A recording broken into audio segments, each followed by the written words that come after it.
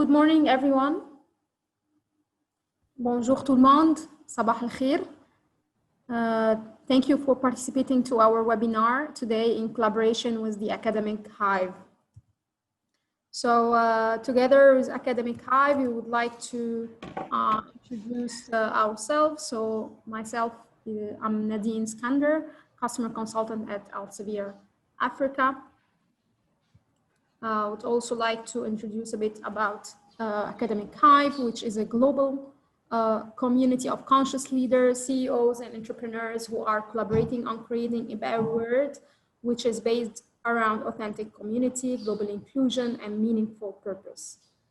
Hive provides a transformative program on leadership community, integrating elements of entrepreneurship, purpose, life design, wellness, and others. Please welcome with us Juliet, representative of Africa of Academic Hive, with us on the webinar. Juliet.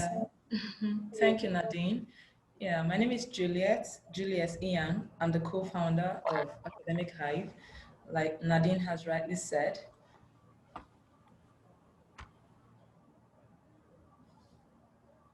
Okay, so like Nadine has rightly said, Nadine, please, can I have my video on?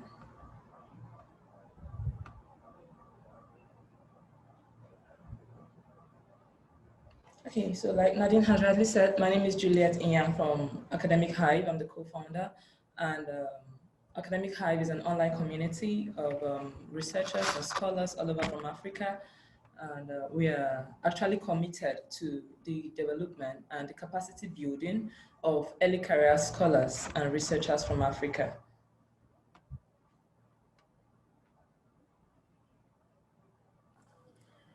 Thank you, Juliet. So in today's webinar, we have a very interesting program for all researchers and authors, PhD students and master students for how to have a hands-on on scientific writing and how to select journal to publish, avoiding the predatory journal when choosing a journal to publish, and around about publishing models and access policies. So without further ado, let me introduce to you our first speaker, Dr. Ahmed El-Misiri, who is an assistant professor of cardiovascular medicine at the Faculty of Medicine at Shams University. He's currently an associate editor and has more than 16 years of experience in the medical field. Dr. Ahmed, welcome. Hi, good morning. Thank you, Nadine. Could you allow me to share my screen, please?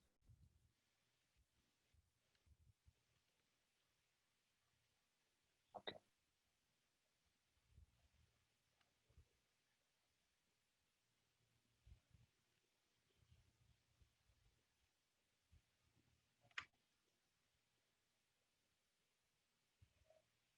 Okay, so good morning, everyone. Let's start with today's session, and what I'm going to present you with today is step-by-step guidance on how to of an article writing for the purpose of journal publication. I want to stress at the beginning of this presentation, but what I'm trying to help you with here is how to write up your research into an article and then hopefully get it published and not with the research itself. So to start with, I'd like to start with a quick poll for the attendees. Have you published a paper in an academic journal before?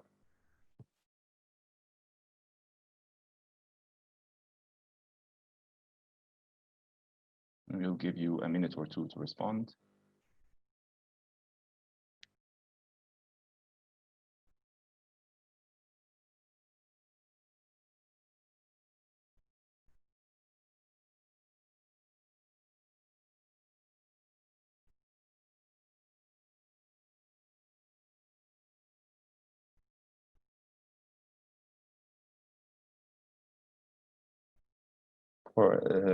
The poll should have popped up on your screen, so please respond in the poll, not in the chat area.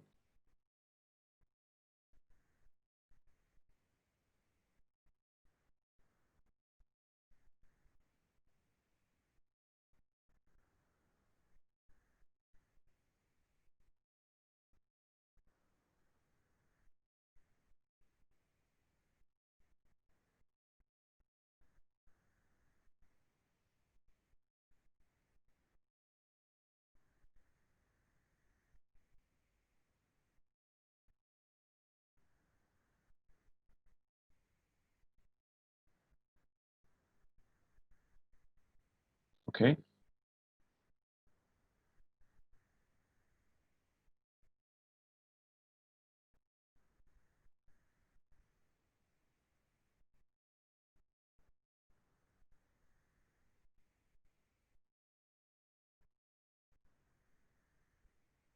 Could you show us the results, please? Yes.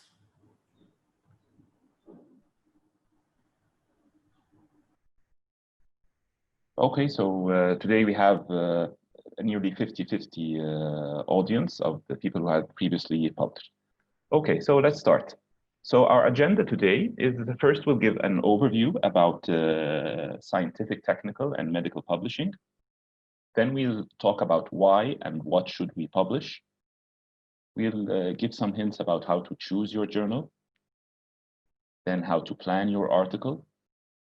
We'll give a short overview about the editorial and publication process, and some hints about copyright and plagiarism. And then we'll have some time for questions and answers. So let's start with our overview about scientific, technical, and medical publishing.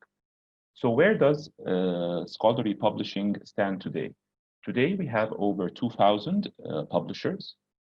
These publishers produce over 28,000 peer-reviewed journals. And these journals publish around 1.8 million peer-reviewed articles per year. What we see here is what's so-called the journal publishing cycle. So what does a journal do? A journal first solicits and manages submissions. And after it receives such submissions, it starts managing the peer review process. If an article happens to pass through peer review, it goes into editing and preparation. After it's finalized, it goes into production, and then it's published and disseminated. And the publishing house helps to archive and promote the use of such article. So what we'll be discussing today is this part of the journal publishing cycle, the part where you submit and it goes out to peer review. And this is the part where the editor will be the first person to examine your submission. And it's good to know that editors reject around 30 to 60% of submissions, what's called a desk reject, if they find that it's out of scope for the journal or inappropriate for what they're looking for, and the rest go out to review. Usually 2 to 3 reviewers, your peers, would examine them, and let's say on average, nearly a third would get accepted. Of course, acceptance rate varies greatly from one journal to another, and some journals even show their acceptance rate and their general time frame for acceptance and publication on their home pages. So what role do academic publishers and journals play? Their roles are registration, certification, dissemination, and preservation of research. By registration, we mean providing the timestamp to officially note who submitted scientific results first. Let's say, for example, 2 groups of researchers in different parts of the world or in different institutes just happen to be working on the same idea, the same thing at the same time. Those who get published first are those who get registered or get the timestamp that they were first to submit those results. Journals also offer certification for this part of research we're providing. And this is done by providing peer review, which is the role of peer review is to ensure validity and integrity of submissions. Then journals provide a medium for the discovery and spread of the findings to be shared, and they preserve the minutes and records of this research for future generations. This slide gives us an overview about the global research output by subject area over the past 5 years. As we see, this varies greatly depending on specialty, with medicine and engineering contributing a large proportion of it, while other fields such as arts and humanities and energy sciences providing much less. And this slide shows us the geographical distribution of titles indexed in Scopus over the past 5 years. And as we see, the top contributors are the United States, United Kingdom, China, Germany, and India. And it's nice to see that some African countries are starting to pop up here. So why should we publish? Well, there are different reasons why a person should publish. Maybe you should publish because you need it for a promotion. Maybe you publish because it's part of the requirements for your PhD. Maybe you're publishing because you require funding. However, the most important thing to remember is that if you do not publish your research, it has never happened. Okay, so how should I start? I believe I'm ready to publish. What should I publish? The thing that we all must remember is that we must publish useful material. Always write with the reader in mind, and we'll be stressing on this point several times during this presentation. Just as you, as a writer, have personal reasons to publish, remember that the reader, and accordingly the peer reviewer and editor, are looking at your article and thinking, what's in it for me? Remember, no one reads scientific journals for fun. Everyone's looking at what's in it for them. So please provide them with something useful. So if you happen to be presenting outdated work, or just a duplication of previously published work, or you're drawing incorrect conclusions, then you're not ready to publish, and your work probably has no scientific interest. However, if you're providing original results or methods, your work is providing significant enhancement to previously published work, or it's an up-to-date review of a subject or field, then you're ready to publish. So what makes a strong manuscript? A strong manuscript needs good content and good presentation. It needs both. You have to be very clear in your presentation. Remember, this is not a story and there is no need for mystery. Please explain everything clearly and explicitly. Don't just assume that the reader understands what you mean. Make it super clear. And by good content, we mean content that is novel, useful, and exciting. By good presentation, we mean presentation that is clear, displayed in a logical manner, and grasps the reader's attention. Another thing to remember is that both editors and reviewers are super busy people. They want to receive a manuscript that is well presented and that fits within the aims and scope of their journal. So remember to follow, offer guidance, and include everything correctly. Like if the number of figures and tables are required, provide the correct number, provide the consent forms if they're required. Try to make things easy for both editors and reviewers. Okay, so I think I'm ready, and I'm ready to write my manuscript. Where should I start? To begin with, you should do your research. You should check for the novelty of your research and that it hasn't been done before. So where should you search? Should you search on Google? Well, no, don't search on Google. We don't need a search site, we need an indexing site. Maybe you can use one of those or the other indexing sites available. You could use PubMed, Science Direct, Web of Science, Scopus. Now we'll move on to the types of manuscript that are usually presented. Your manuscript could be a full article or original article. It may be in the form of a letter or short communication. You maybe want to write it in the form of a review paper. And in some specialties, you may be presenting a case report. So which should I choose, or what should I choose out of these? If you are starting up, probably you should ask help from your colleagues or your supervisor to help you select. But in general, if you think you have a message that's sufficient enough and provides substantial, complete, and a comprehensive piece of research, then consider presenting it as a full or original article. If you think you have results that are so thrilling and that you need to get this registration to make them shown as soon as possible, then a quick and early communication might be considered. If you're providing a summary of recent developments on a specific topic, then a review paper might be your choice. And finally, in this part of our presentation, we all publish with the aim that we would get cited. So this slide shows us the rate of citations that happen depending on publication type. And as we see here, reviews usually have the most. These are followed by articles and book chapters. But what I'd like to draw your attention to here is that there are other types of publications, such as conference papers, letters to the editors, and short surveys that also have a good citation rate, and you could consider them if you're just starting up. And now we'll move on to the next section about choosing an article. And a poll should pop up on your screens now. In this poll, please select as many as you'd like. What do you consider when choosing a journal to submit your work to? Do you consider the journal's impact factor, the journal's country, the time to publication, its audience, aims and scope, if it provides open access options, or just the looks of its website?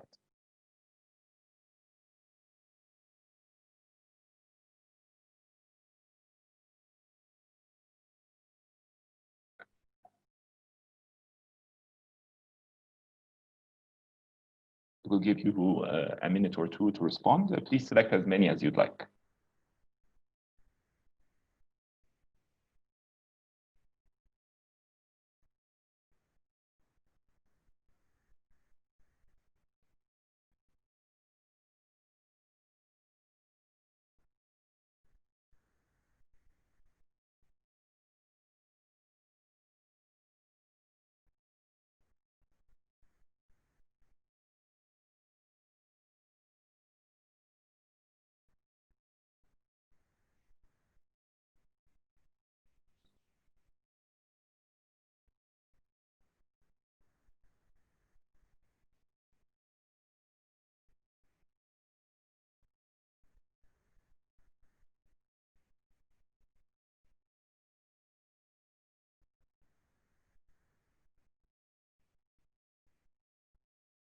Can we see the results, please?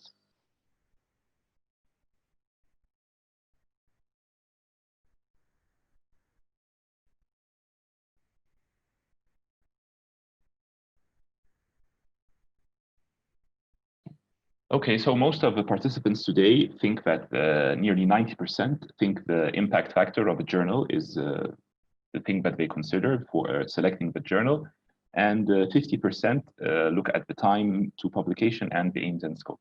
Okay, so let's move on to discuss these points. So what could be best practices for selecting a journal? Again, please always think like a reader. Will you, as a reader, look for such an article? In order to understand the audience for your work, think of yourself as the reader and think, will I, as a reader, read this journal?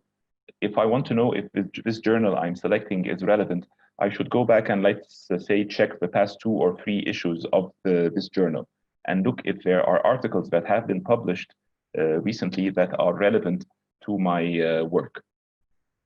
Another thing to remember is to only select one journal at a time. Simultaneous submissions are prohibited, and editors do know when this happened, and it could get you into a lot of trouble.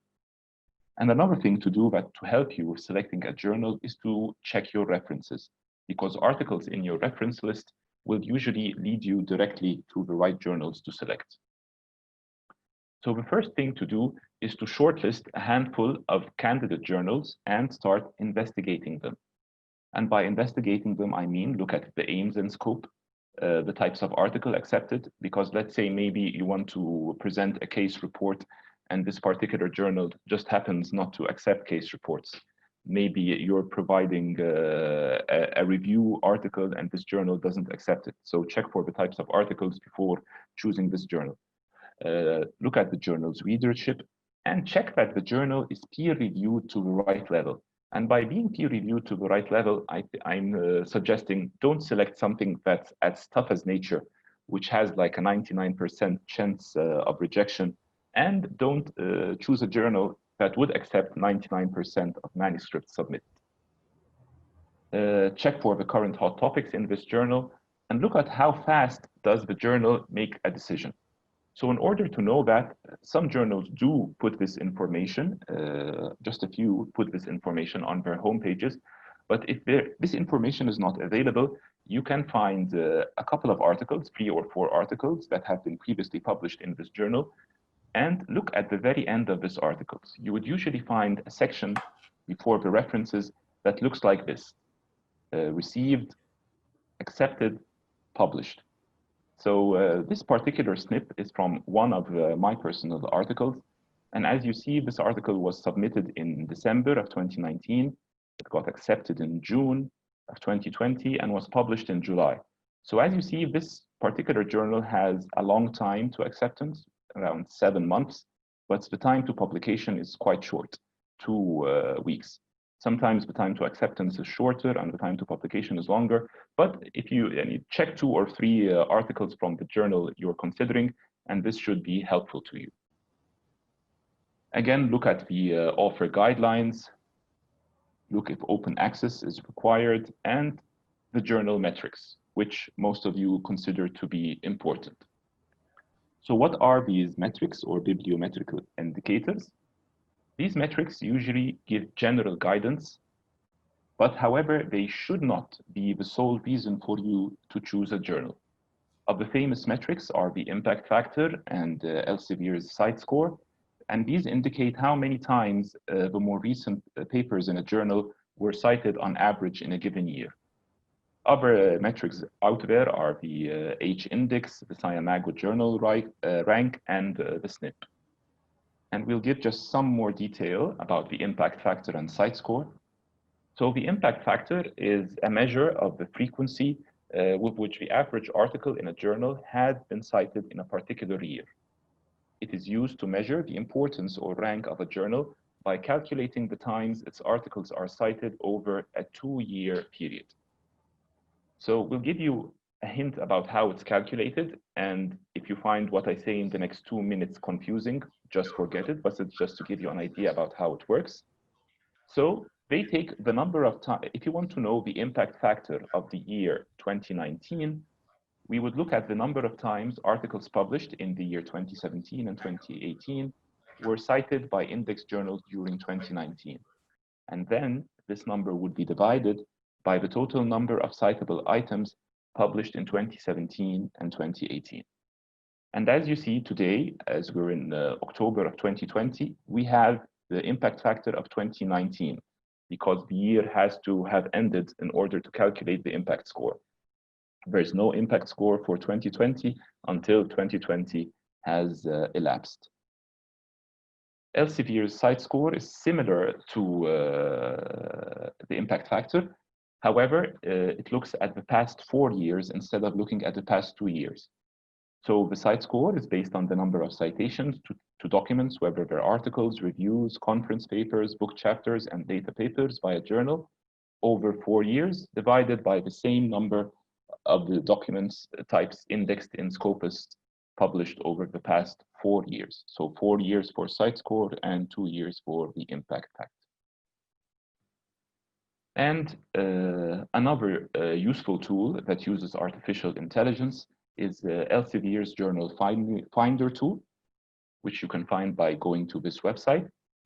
There you just enter the title and abstract of your paper, and using artificial intelligence, it would suggest journals that could be a good fit for your article. And final words of advice on this section, please do not risk submitting to more than one journal at a time. Editors do know when this happened, and you could be banned from publishing for a very long time. Remember that a person who's an editor on one journal could be an associate editor on the other, or a peer reviewer on the other. So they will know, especially if you're in a field that has a limited number of researchers around the world, if such a thing happens. So do not risk submitting to more than one journal at a time. In the next section, we'll start discussing how to plan your article. So general words of advice, check the author guidelines and the guide to authors section again and again before you start writing. Check for things such as word count, the types of article accepted, the language and style, the format of figures and references, figures and tables, and the style of referencing. And by language and style, please check if the journal requires you to write in American English or British English. Some journals do specify the type of English you should use. Other journals don't mind which type you choose, but they do ask you not to jump from American English to British English during the article. Just choose one type and stick to it. Remember that editors and reviewers don't like to waste their time on poorly prepared manuscript, and they do consider it a sign of disrespect. So what are common editors' complaints that may push them to do a desk reject even without sending the article out to peer review?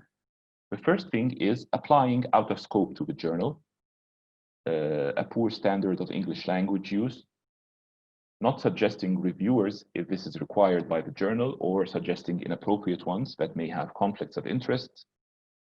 If your article happens to be to pass the first phase of peer review and revisions are requested, you haven't provided adequate responses to review. Or if your article happened to be rejected from one journal and you're just resubmitting it to another journal without revisions. And as we've said, remember that the peer reviewer for the journal number 1 on your shortlist could just happen to be the same peer reviewer for journal number 2, and you will be caught. Regarding the point about the English language used, you can always ask an English-speaking colleague to review your paper for language, or you could use one of the online language services provided by different publishers, and these services could usually provide you with a certificate to show that it had undergone language editing. So language is important. And by language here, I don't mean American or British language, but I mean, remember that what we're writing here is scientific writing. And scientific writing is quite different than literature writing. You should always write with clarity, accuracy, brevity, objectivity, and most importantly, provide one piece of information per sentence.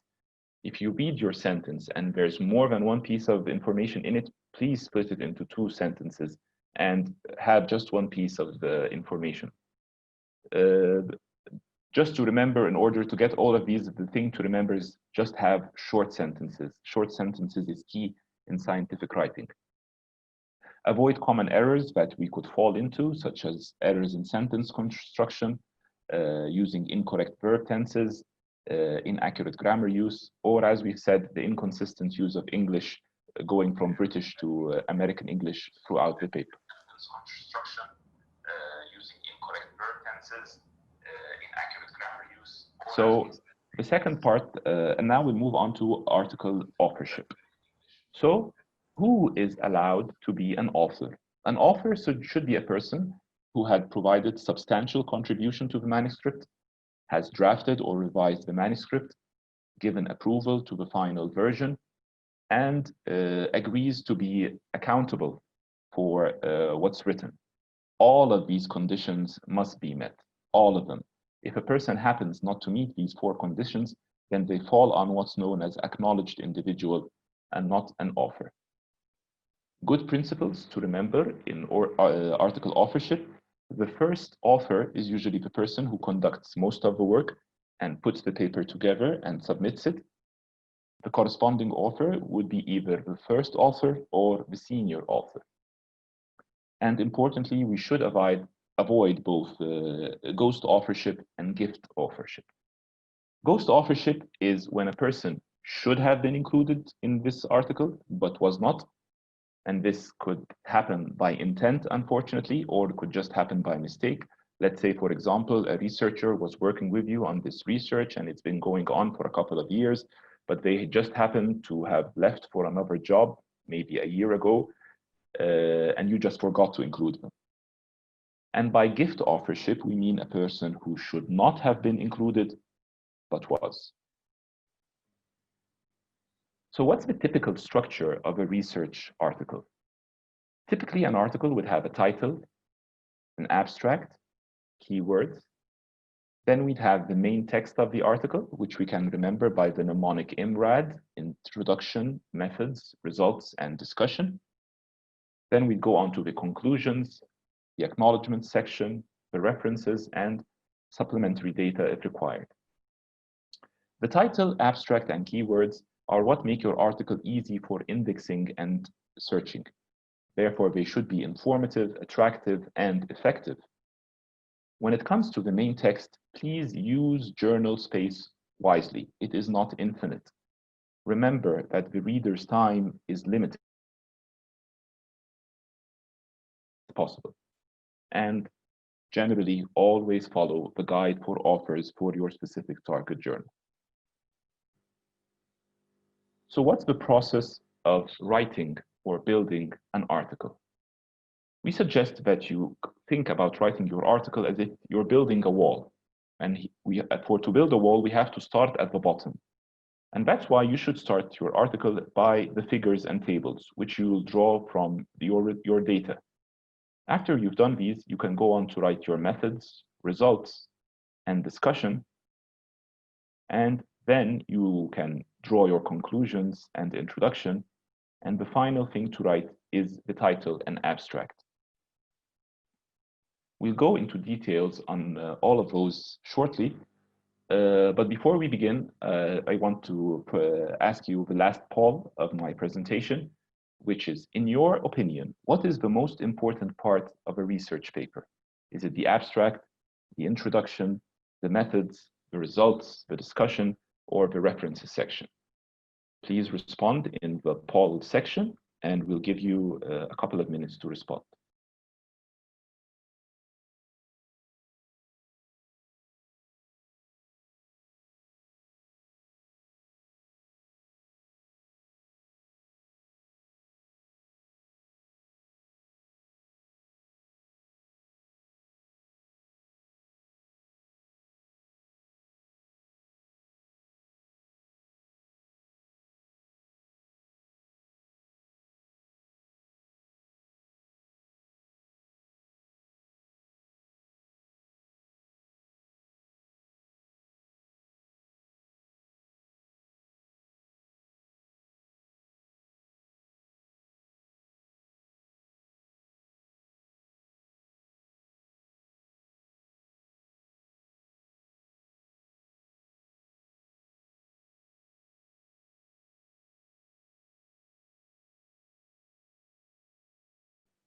Could you show us the results, please?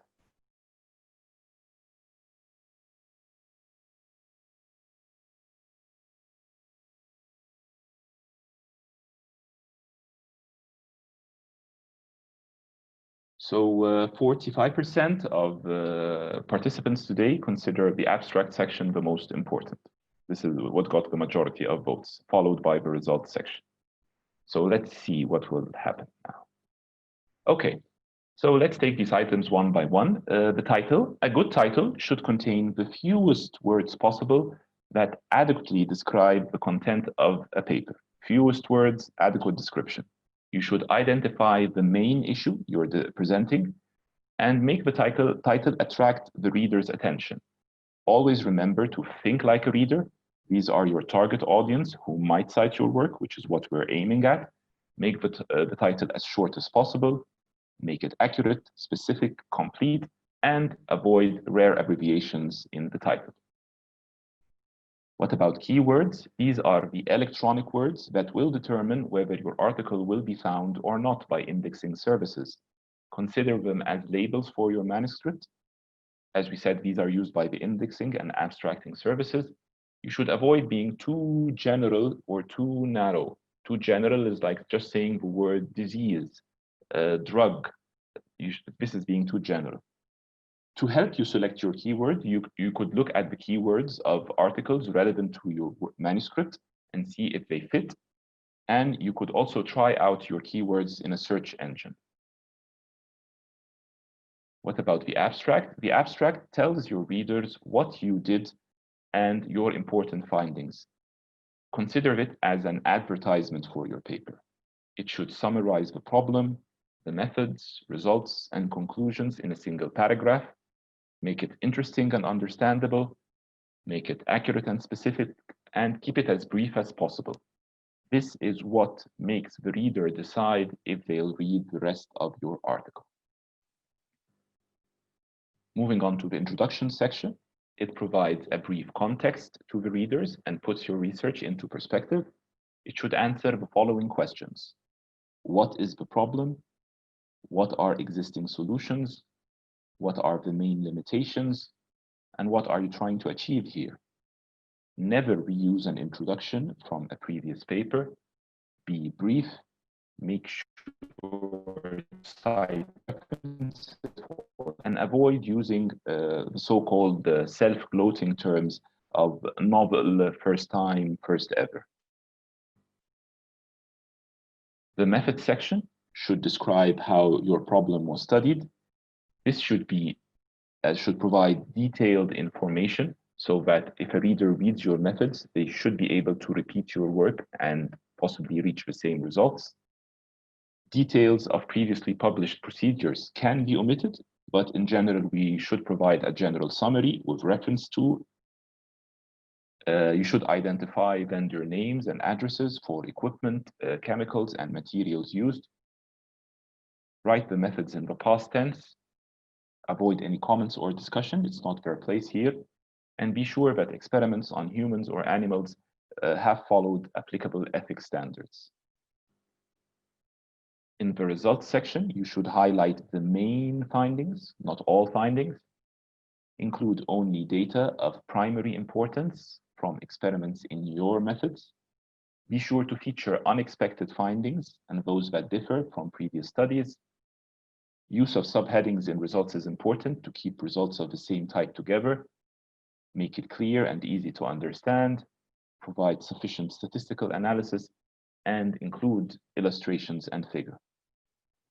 Illustrations and figures are critical, as these are the driving force for the publication of your article.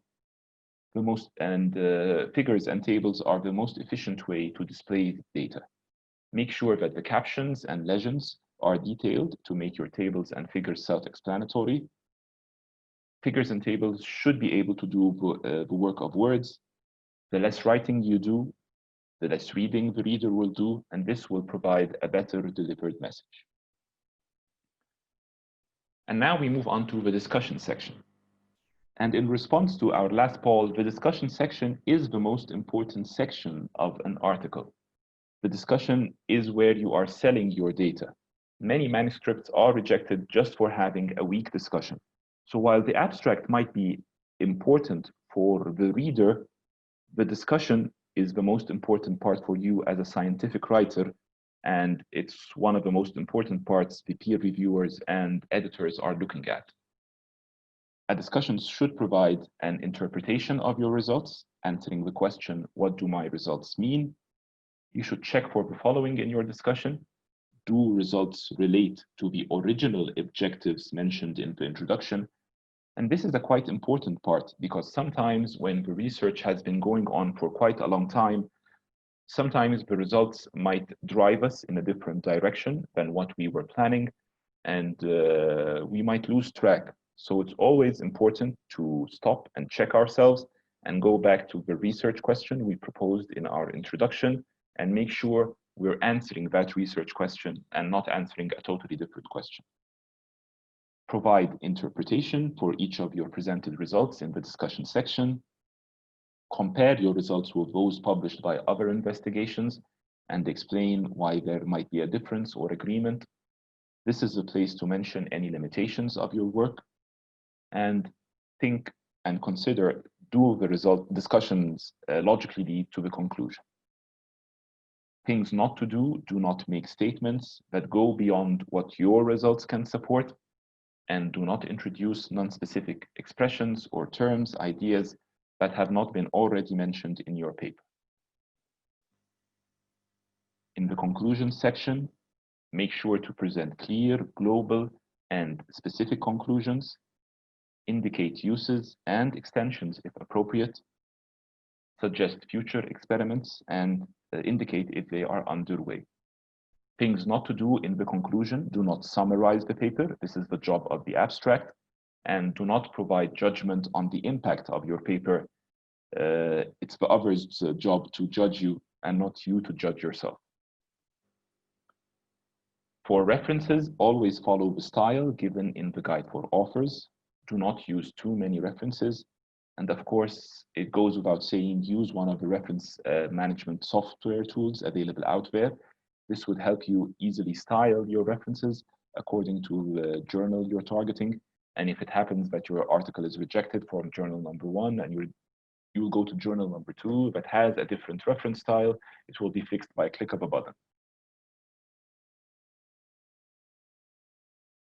previous work, avoid excessive citations of publications coming from the same institute, avoid articles published only in local language, and avoid personal communication or unpublished observations. By articles published only in local language, there are some journals that are published in languages other than English. English is considered the universal scientific language. So that's why some journals that are published in other languages will provide an abstract in English, and in that case, you can consider them. Cover letter section. So cover letters are usually optional. They aren't always compulsory to include with your submission. But my advice to you is to grasp this opportunity and always include a cover letter, because this is your chance to speak to the editor directly. Please address them by their name and journal name, and check that their name and journal name are written and spelled correctly, because sometimes you might have a generic cover letter and you're using it to submit to different journals, and the editor would find a cover letter coming to them that was addressed to a different person or a different journal, and this would understandably make them upset. You should tell the editor your manuscript's title, its type, why you think it's special, tell them why it fits with their journal, mention that you have final approval from all authors, mention that it's original work, mention that it hasn't been published and isn't under consideration elsewhere. However, this is the place to mention if you have presented an abstract of this work at a scientific conference, and mention any conflicts of interest. And final tips before clicking on the submit button. Write and rewrite your article. No one gets it right from the first time. After finishing off your articles, wait a few days, read it again with a fresh, critical mind.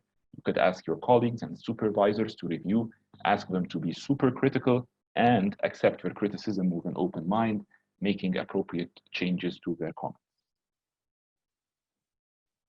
We'll now move on to a short insight about what happens in the editorial and publication process.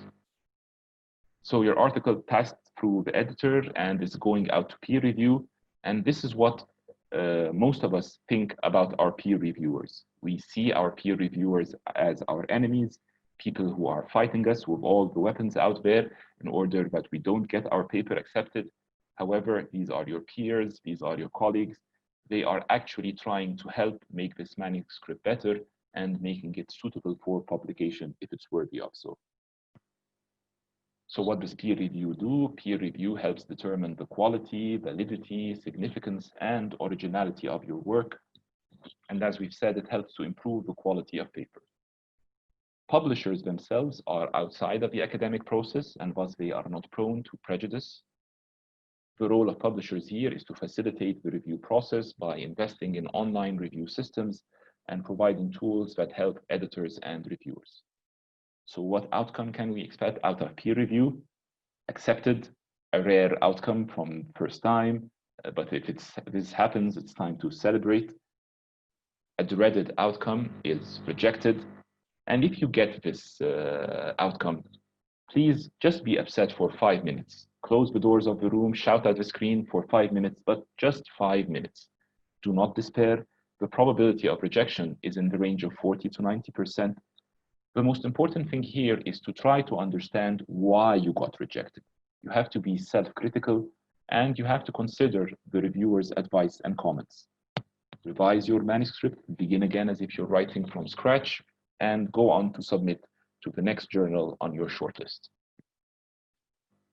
Another outcome that you could get is revision. The journal might ask you to provide a revision. So there are two types of revision that are usually requested, a major revision or a minor revision. A major revision means that your manuscript may be published. However, significant deficiencies have to be fixed, and these usually involve significant changes in the text and or extra experiments. A minor revision means that your manuscript is worthy of publication. However, parts of the manuscript need to be clarified, restructured, shortened, etc. It's not a guarantee it will be. If you get a revision outcome, you should provide a response to the reviewers. And in the response to reviewers, make sure to answer reviewers' comments point by point. Mention what you did specifically, include page number, line number, paragraph, and do not use general statements. Don't say, well, I've changed the discussion or I've taken your comments into consideration. You have to be super clear and provide a detailed response. Sometimes your peer reviewer might have been wrong. And in such case, remember to provide a scientific and polite rebuttal when you feel the reviewer has got it wrong. A short note about open access publishing. This is where the author or their institution or a funding agency pays an article publication fee. This article is then made freely available to all online. Some publishers publish exclusively open access. Other subscription journals offer different open access options. And now we move onto some information about copyright and plagiarism. So when publishing an article in a subscription journal, you as an author agree to originality, meaning that the article must not have been previously published.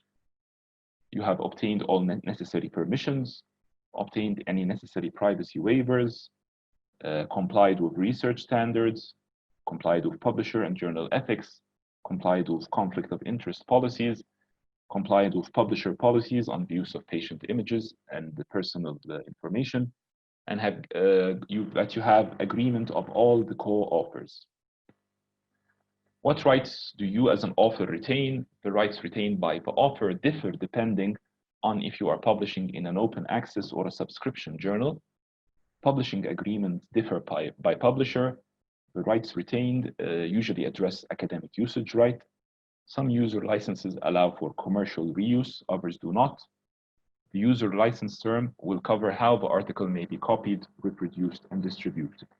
So I know that in the last two slides, I might have lost some of you because you feel that this is some legal information that might not be interesting. But it's very important when if your article gets accepted in a journal, to read your author rights. Because we live in a world where social media is out there and there are many sites out there. We might not be allowed to share our articles on social media. We might not be allowed to share the full text of our article on our profile in ResearchGate.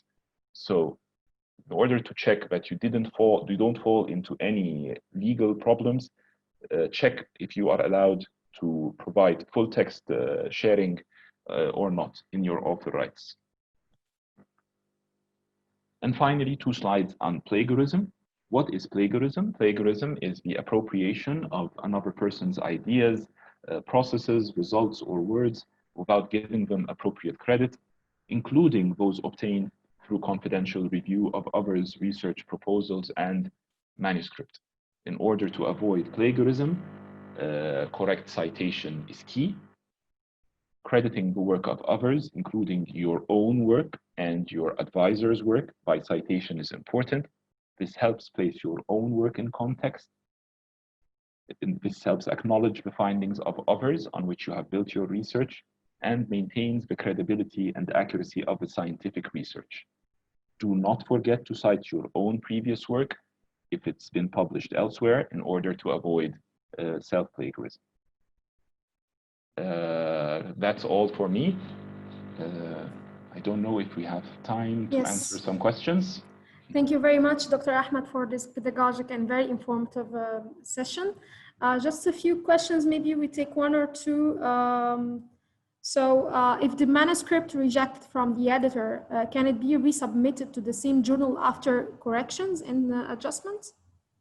Well, sometimes this will depend on the tone in which the editor replied. Sometimes the editor might say, well, look, I've returned this. I didn't send it out to peer review. So in order not to waste your time, consider it's a good piece of research, consider publishing in another journal. So if you get something with this tone, don't resubmit to the same journal. But at other times, if you do provide substantial change to research, you might consider submitting again to the same journal. All right. May I publish a dissertation? This dissertation is, I want some clarification on this question. Do you want to publish the dissertation as a whole, or do you want to publish something out of it? Usually you don't publish the dissertation as a whole, but usually you get some information out of it. You might choose some of the results that are interesting and publish it. Sometimes a dissertation may produce 2, 3, or 4 articles. So publishing a dissertation. Yeah, and can it be done before the defense? That's also another question on it. I can't answer this question. I think this might differ depending on policy from one university to another. Mm-hmm. Okay, so how many references should I put in on experimental article? So it's difficult to put a number. It's difficult to put a number, but let's say if you just check any articles from the journal you are publishing, it would give you an idea about what this journal looks for. But let's say on average, it's something between 15 to 30 references. Some journals might, if you check the guide to authors, tell you there's a limit. Don't exceed, let's say, for example, 30 references. But in general, don't make them too much. That's all. But there's not a certain number or cap that you can put on it. Mm-hmm. Because I want to reiterate here, because sometimes if you're doing a review of a meta-analysis or a systematic review, then you have examined hundreds and hundreds of articles. So a systematic review might have 100 references, but if it's just an article, an original article, it would have a substantially less. Okay, a very important question here. Should I target my first cohort of articles to local, national level journals or to international journals? I would say target international journals. Why not? We should all target international journals from the start.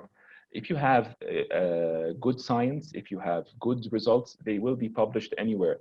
The problem that we face at the beginning when writing up our manuscript is how to present this information. It's usually not about the science itself, but usually about how to present this information in a way that makes it suitable for publication. Mm-hmm.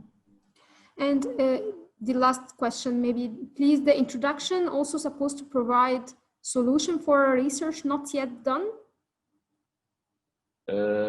I'm not sure what they mean by solution, but let's say if I'm researching a different topic, as we said in the presentation, first you should give an overview about what the problem is there, about what solutions are out there currently, and if I'm offering a different solution or providing a different solution in my research, then you'll just give a hint about it, and then this solution, if I'm getting you right, will be there in your methods section. Mm-hmm. Thank you very much, Dr. Ahmed. Thank you for the answers, and thank you, participants, for the questions. I'd like to thank you very much for your presentation, your time, and your willingness to participate in this webinar, Dr. Ahmed, and would love to see you in our future webinars as well. Thank you very much. Thank you. Is to do your subject searches. So the way that when you search for literature, is to also take note of which are the top journals that are coming up in your retrieved literature.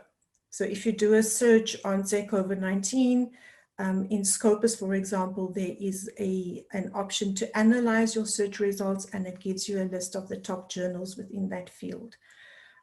If you do a topic search or a subdiscipline search, also take note of those journals that come up in the most of your search results, right? So looking at the literature, also take note of the top journals that are relevant and that come up within the results. However, it is the first rule is basically to also analyze your own references. So when you've written your manuscript and you look at what references have you used, this is usually a very good sign for you that these are probably the most relevant journals for me to select in terms of when I want to publish as well. So I want to show you an example on this slide here, which is a researcher which analyzed her own references. So you can create a table for yourself. So you can see, okay, there were 3 top journals that came up the most number of times. And then you list those journals by their titles and you find their journal metrics. So looking at the site score or the JIF, and you note that down as well, because that gives you an indication of the prestige of the journal. So here we can see journal with a site score of 2.8, which means that on average, articles in this journal over a 4-year period get cited 2.8 times. The next journal, Journal of Occupational Health Psychology, gets 11.1 citations per article. And then the next one, Gender in Management, 2.5, right? So clearly you can see amongst these 3 that the journal with the highest reputation, if you want to call it that, is the Journal of Occupational Health Psychology. So next you would also say, then you look at your own nationality, for example. So in this case, we were looking at a researcher who's based in South Africa. So she wanted to know, does this journal has this journal in the past published South African authors? So that's another, thing to look at, because it's not that you will not be, it's not that it's restricted for you if the journal has not previously published in South Africa, but that gives you a general idea of the audience of this journal. Then you look at what are the author country affiliations generally. So you can see this is mainly US based, Australia, Belgium, Canada. What is good about this is it gives you an idea that this is various different nationalities are publishing in this in these journals. So that also gives you an idea of what is the readership of the journal. You can take note of the publisher as well, and then take specific note, because you can often it's found that the subject area or the topic that you are working on can fall into different subject areas. So take note specifically of the subdiscipline in which the journal is working. And then most importantly is to look at the aims and scope of the journal. So you've narrowed down to 3 journals here that are in your reference list. These are the top journals. You've analyzed them to see, do they usually publish journals from whatever country I'm from? Is it matching the subject area? And then you go deep into the aims and the scope. And here it's very important to look at the specific narrative of what is it that this journal is trying to achieve and what type of articles are they looking for. So you would find, for instance, in the third example, they aim specifically at practitioners, for example. Or you would see that the journal aims specifically on developing theory. So there's a lot of clues in the narrative of how the aims and scope are described that will give you an indication whether these journals are relevant. Right?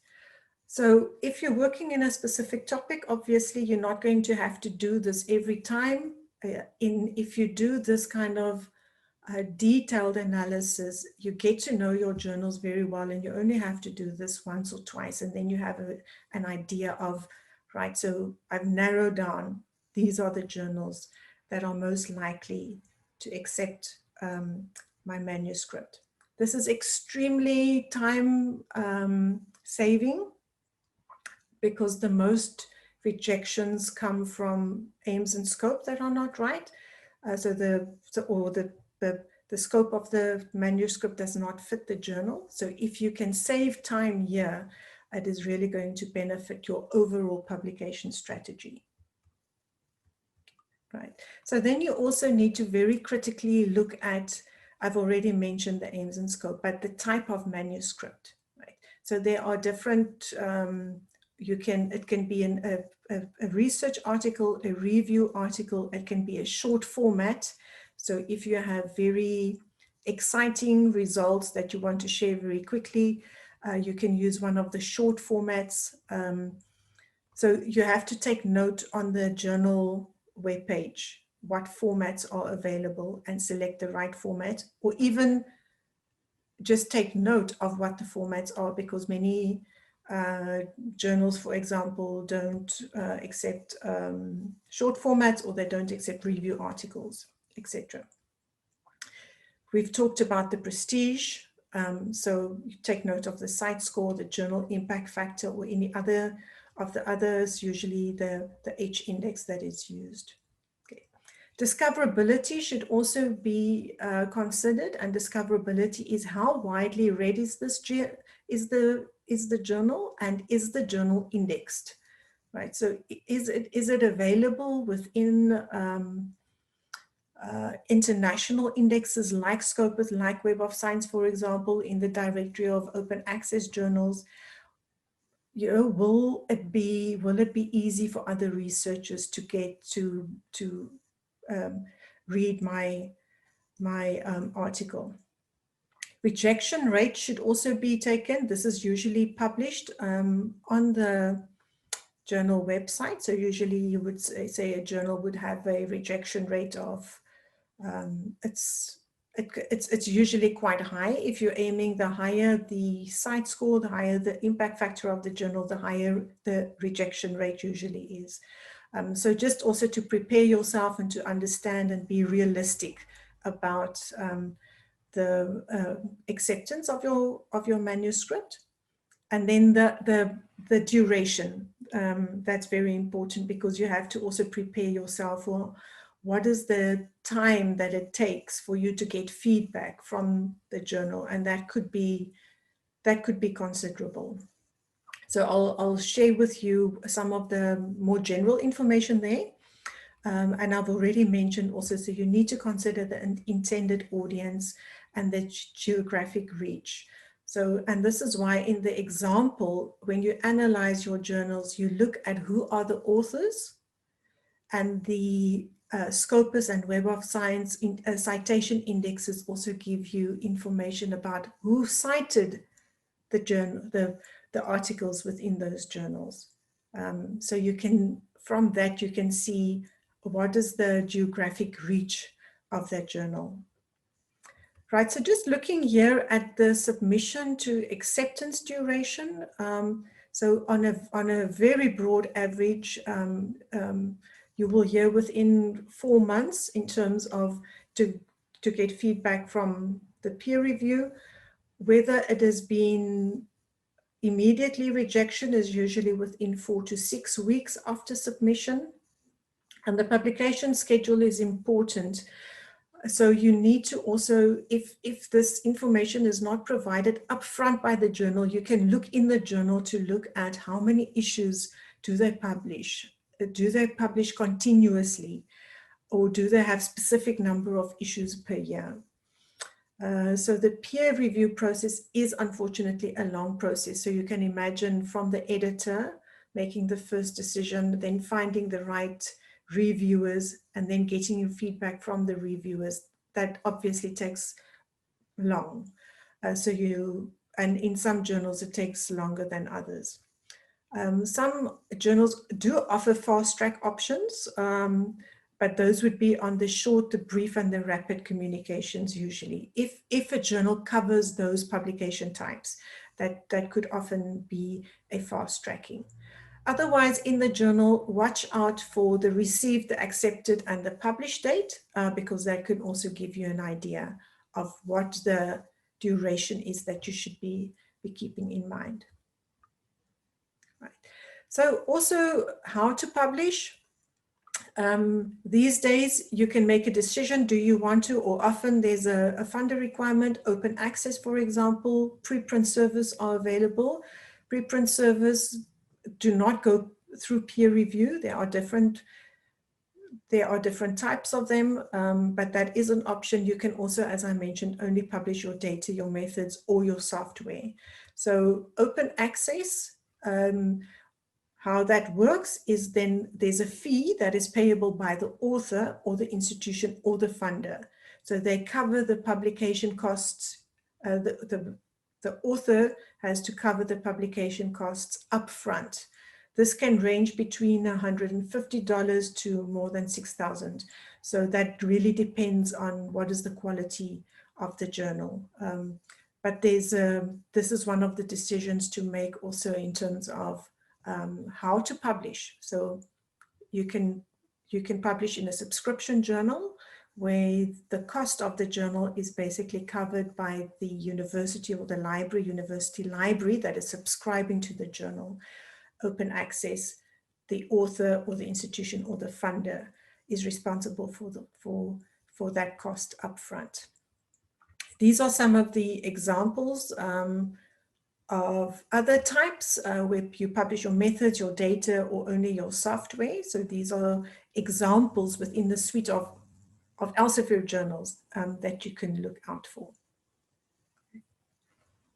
So coming to the end of my presentation, I just want to recap on this, on the overall publication strategy. So thinking about what to publish.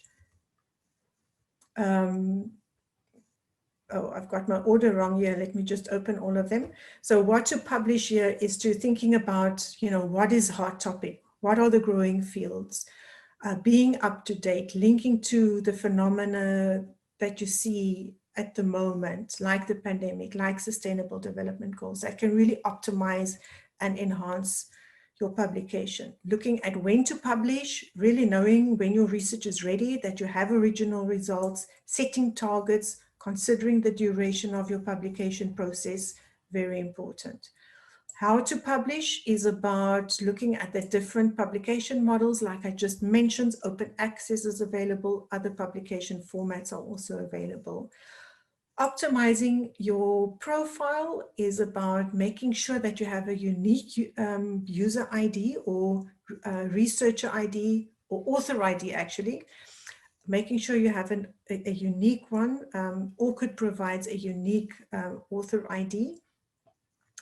And then using social media platforms, making sure that you take ownership of your Scopus profile, make sure that all your documents are linked. When you're applying for a position, applying for a promotion, ranking or rating within national systems, the Scopus profile, the Web of Science profile, the Google Scholar profiles, those are important. So make sure that they are up to date and that they are visible. And then finally, we talked about where to publish. And there we looked at the funder requirements, the type of publishers that we have, the journal metrics, how to use them, how you must analyze your own references that you're using. Look at what is the geographic reach of your journals, and then selecting the right manuscript.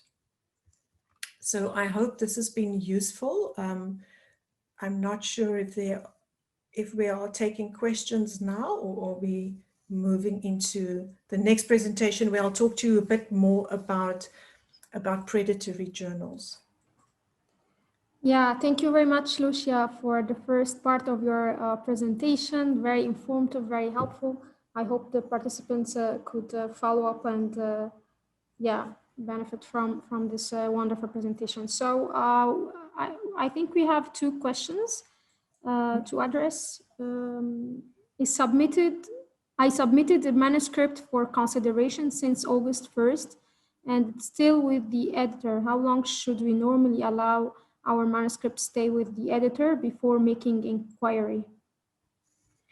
It depends a lot on the journal. So you can just check on the journal webpage whether they provide any information about what is the average duration. I think I don't think it is realistic to inquire before 6 weeks. So there are many journals that of course respond before that, but I would say a very broad average would be about 6 weeks, then to start following up and trying to see if you can get a response.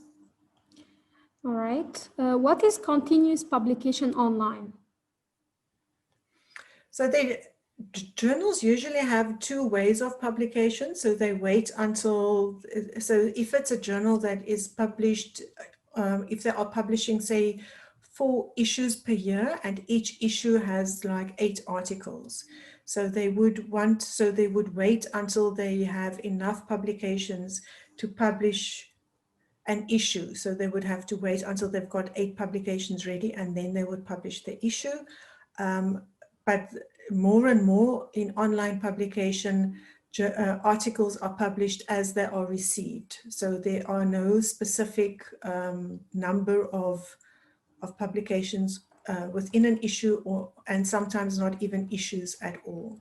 So as the manuscripts are received after peer review, after you know, all the processes have been completed, it's made available online. That's great. So one participant is asking if you can repeat the recap slide. The recap slide? Yes, please. Sure, all of it. Just the overview of it. Okay. Sure, let me go back, let me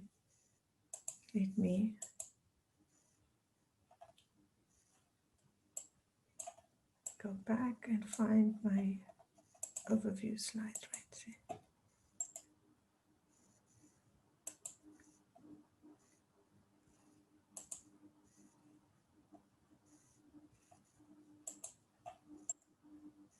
Sorry, just give me a minute.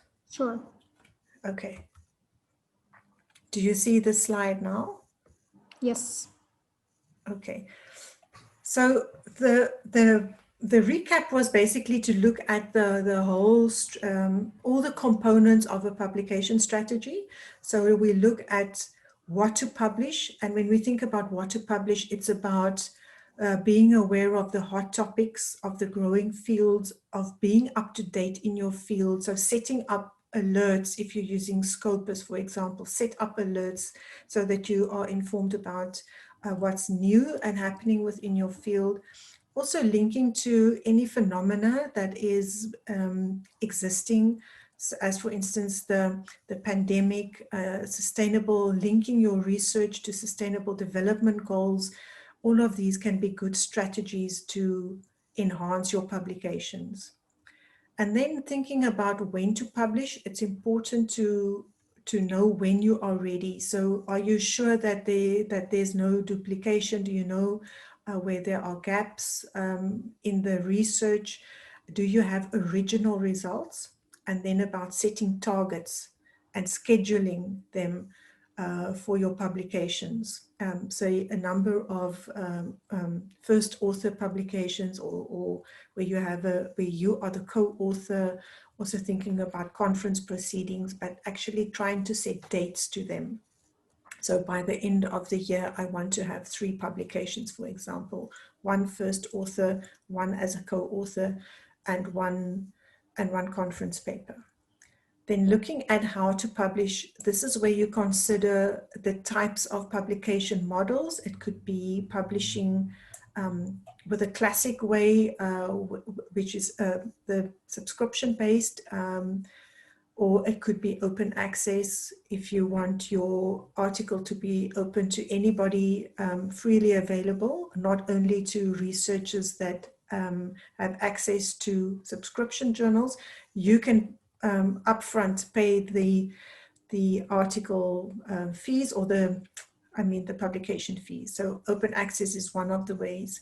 Also thinking about alternative ways of publishing your research and making it available in repositories.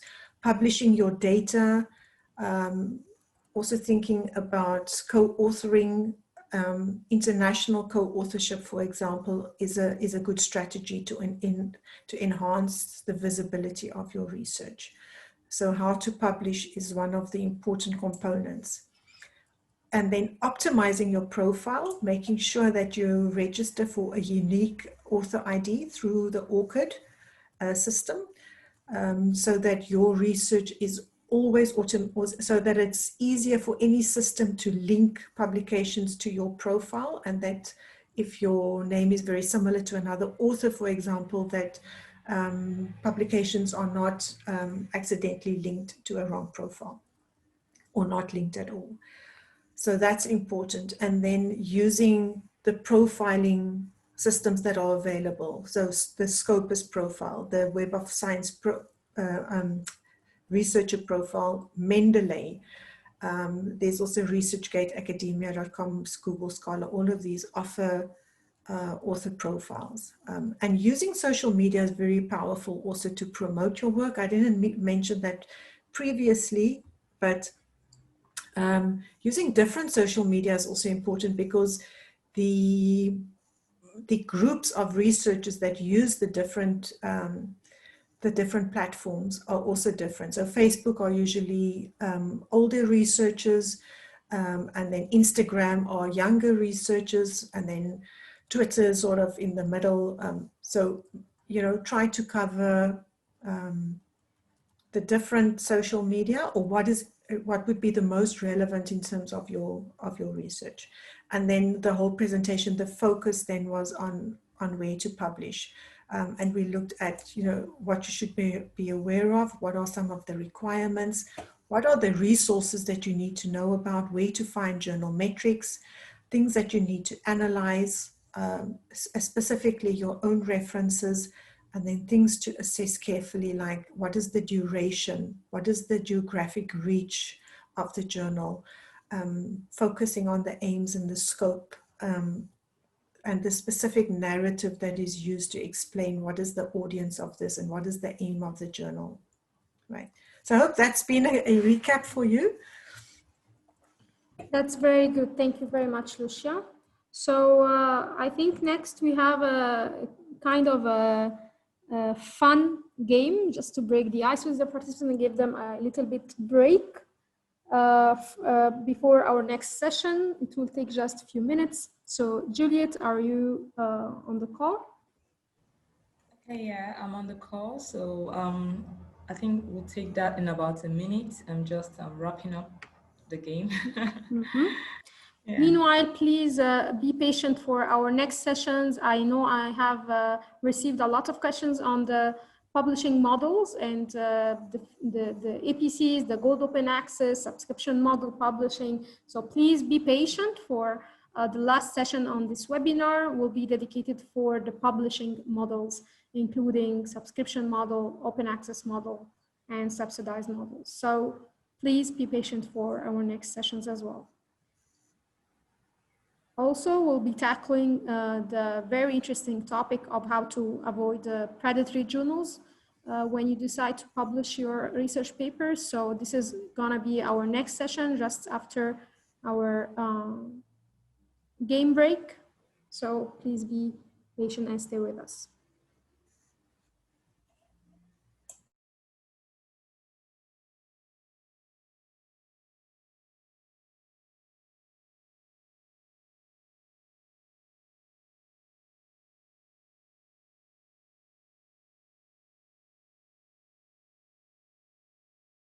Lucia, a quick question for you while Juliet is preparing the game break. So in order to have a better chance of being published, should the author choose a specialized journal or the multidisciplinary journal? It would be, that's a very difficult one for me to answer if I'm not aware of what the subject, or you know, of the subject is. So I would say probably if you are looking for greater visibility, then the multidisciplinary. But if you're really building an academic, yeah, if you really aspiring to be a professor, it would be important to look at the more subject discipline journals. Mm-hmm. Thank you very much. Okay.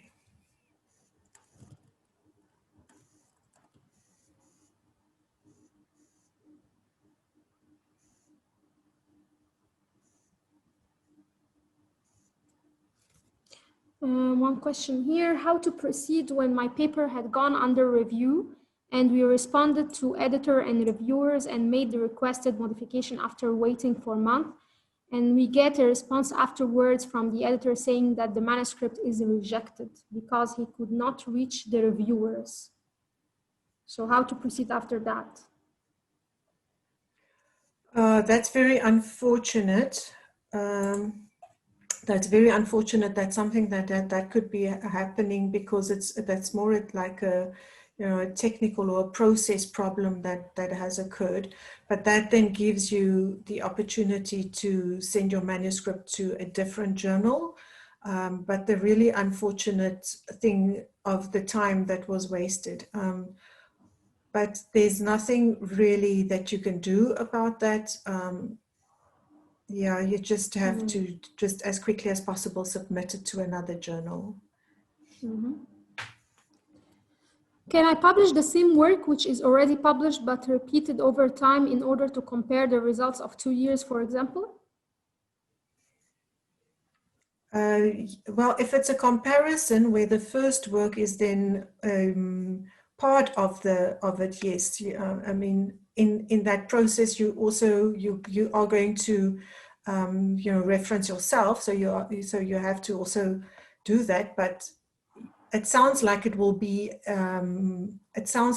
different research. Yes, so that would be fine. Mm-hmm. To do that. For the participants asking for a repeat of some slides, please refer to the webinar recording that will be posted on our channel on YouTube, Elsevier Africa. For the sake of the time, we will proceed to next on the agenda, next sessions on the agenda.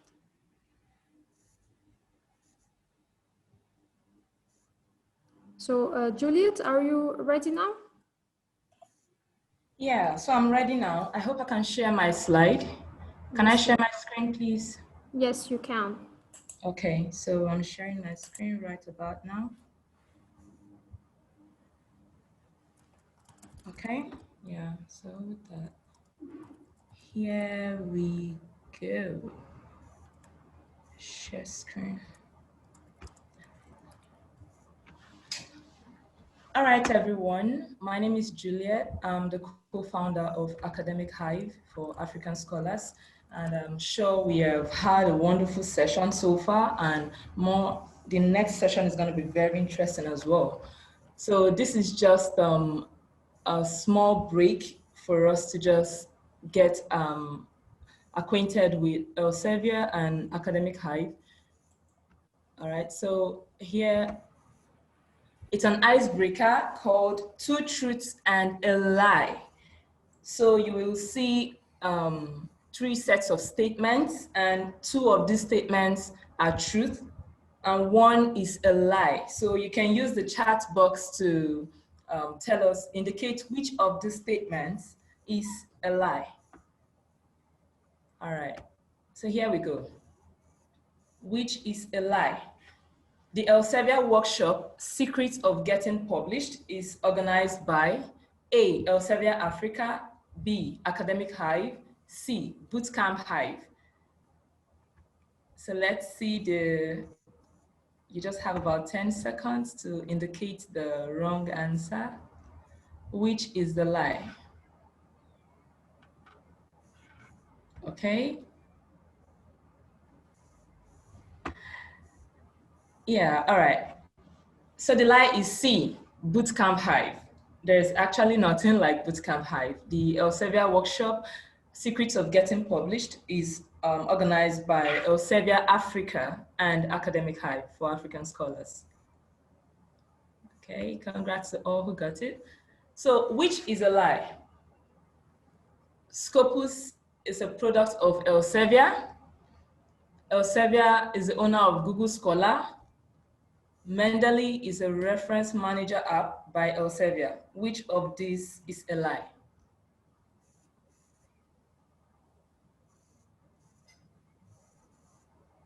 Which is a lie?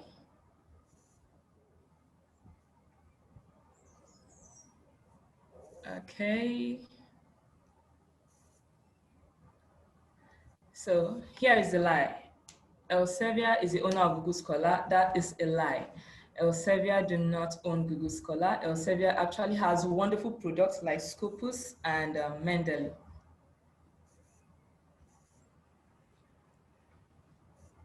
Here it's another one, which is a lie.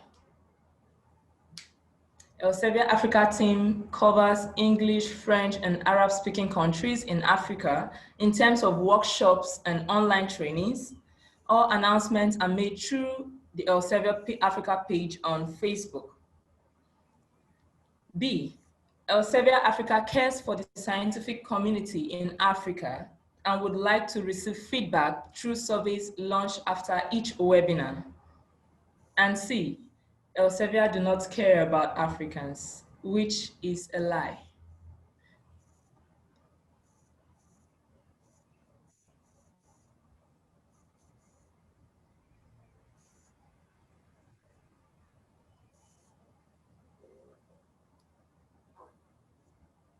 Oh, great. Yeah, congrats to all who said C. C is actually the lie because Elsevier cares about Africans, so C is a lie. So you can actually get information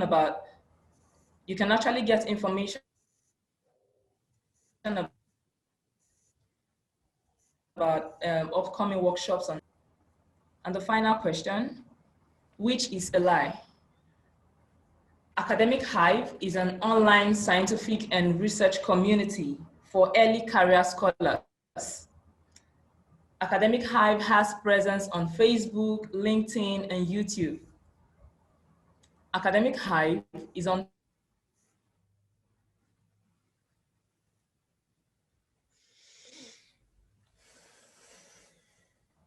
hello? Yeah, Juliet, we lost your presentation. Oh my. Okay, here's the last one. Can you hear me now? Yes. All right, yeah, so here's the last question. Okay, I'll just read it out, I think, while trying to share my screen. Yeah. Sure. So, which is a lie? Academic Hive is an online scientific and research community for early career scholars. Academic Hive has presence on Facebook, LinkedIn, and YouTube. And Academic Hive is on Pinterest. So which is a lie? There are two truths here and one is a lie. So which of these is a lie? Okay, Amin says C. Yeah, so the correct answer, oh yes. The answer is C. The answer is C. Academic Hive is on Pinterest. No, we are not on Pinterest. We are on Facebook, Twitter, YouTube, LinkedIn, Instagram. Yeah, you can find us there, but we're not on Pinterest. So yeah, I think that's basically it. I'll leave the stage now for the next panelists to have the presentation on how to avoid predatory journals. Thank you very much, Juliet, for this very interesting game that made us take a little bit break and yeah, get us ready for the next session. So Lucia, are you ready for the next one? Yes, I'm ready. I need to share my screen. And almost there. Sorry for scrolling if you're seeing this. I don't know. Right, are you? Is my screen right? Can I start? Yes. Right away. Okay, Please. right. Thanks. So thank you everybody for bearing with me and for allowing me another slot to speak to you about this also very important topic of predatory journals and how to avoid predatory journals. Before we get to avoiding predatory journals, I want to give a very thorough introduction about what are predatory journals. I think for us working in academia, working as researchers or as advanced students, it's really part of scholarship to understand what predatory journals are. So on this slide, what you can see is that the escalation of predatory journals is really tremendous. This is a study that was done in 2015, so it's a little bit old, but it really is a very striking way of showing what the escalation has been of predatory journals. So these researchers found that more than 420,000 articles in predatory journals were published between 2010 and 2015, and that was already an increase of more than 53,000 from 2010, and this is continuing. The most recent count that I've heard is that there are about 34,000 predatory journals out there. I haven't quoted it on the slide because I couldn't find that reference again, but it's stuck in my mind.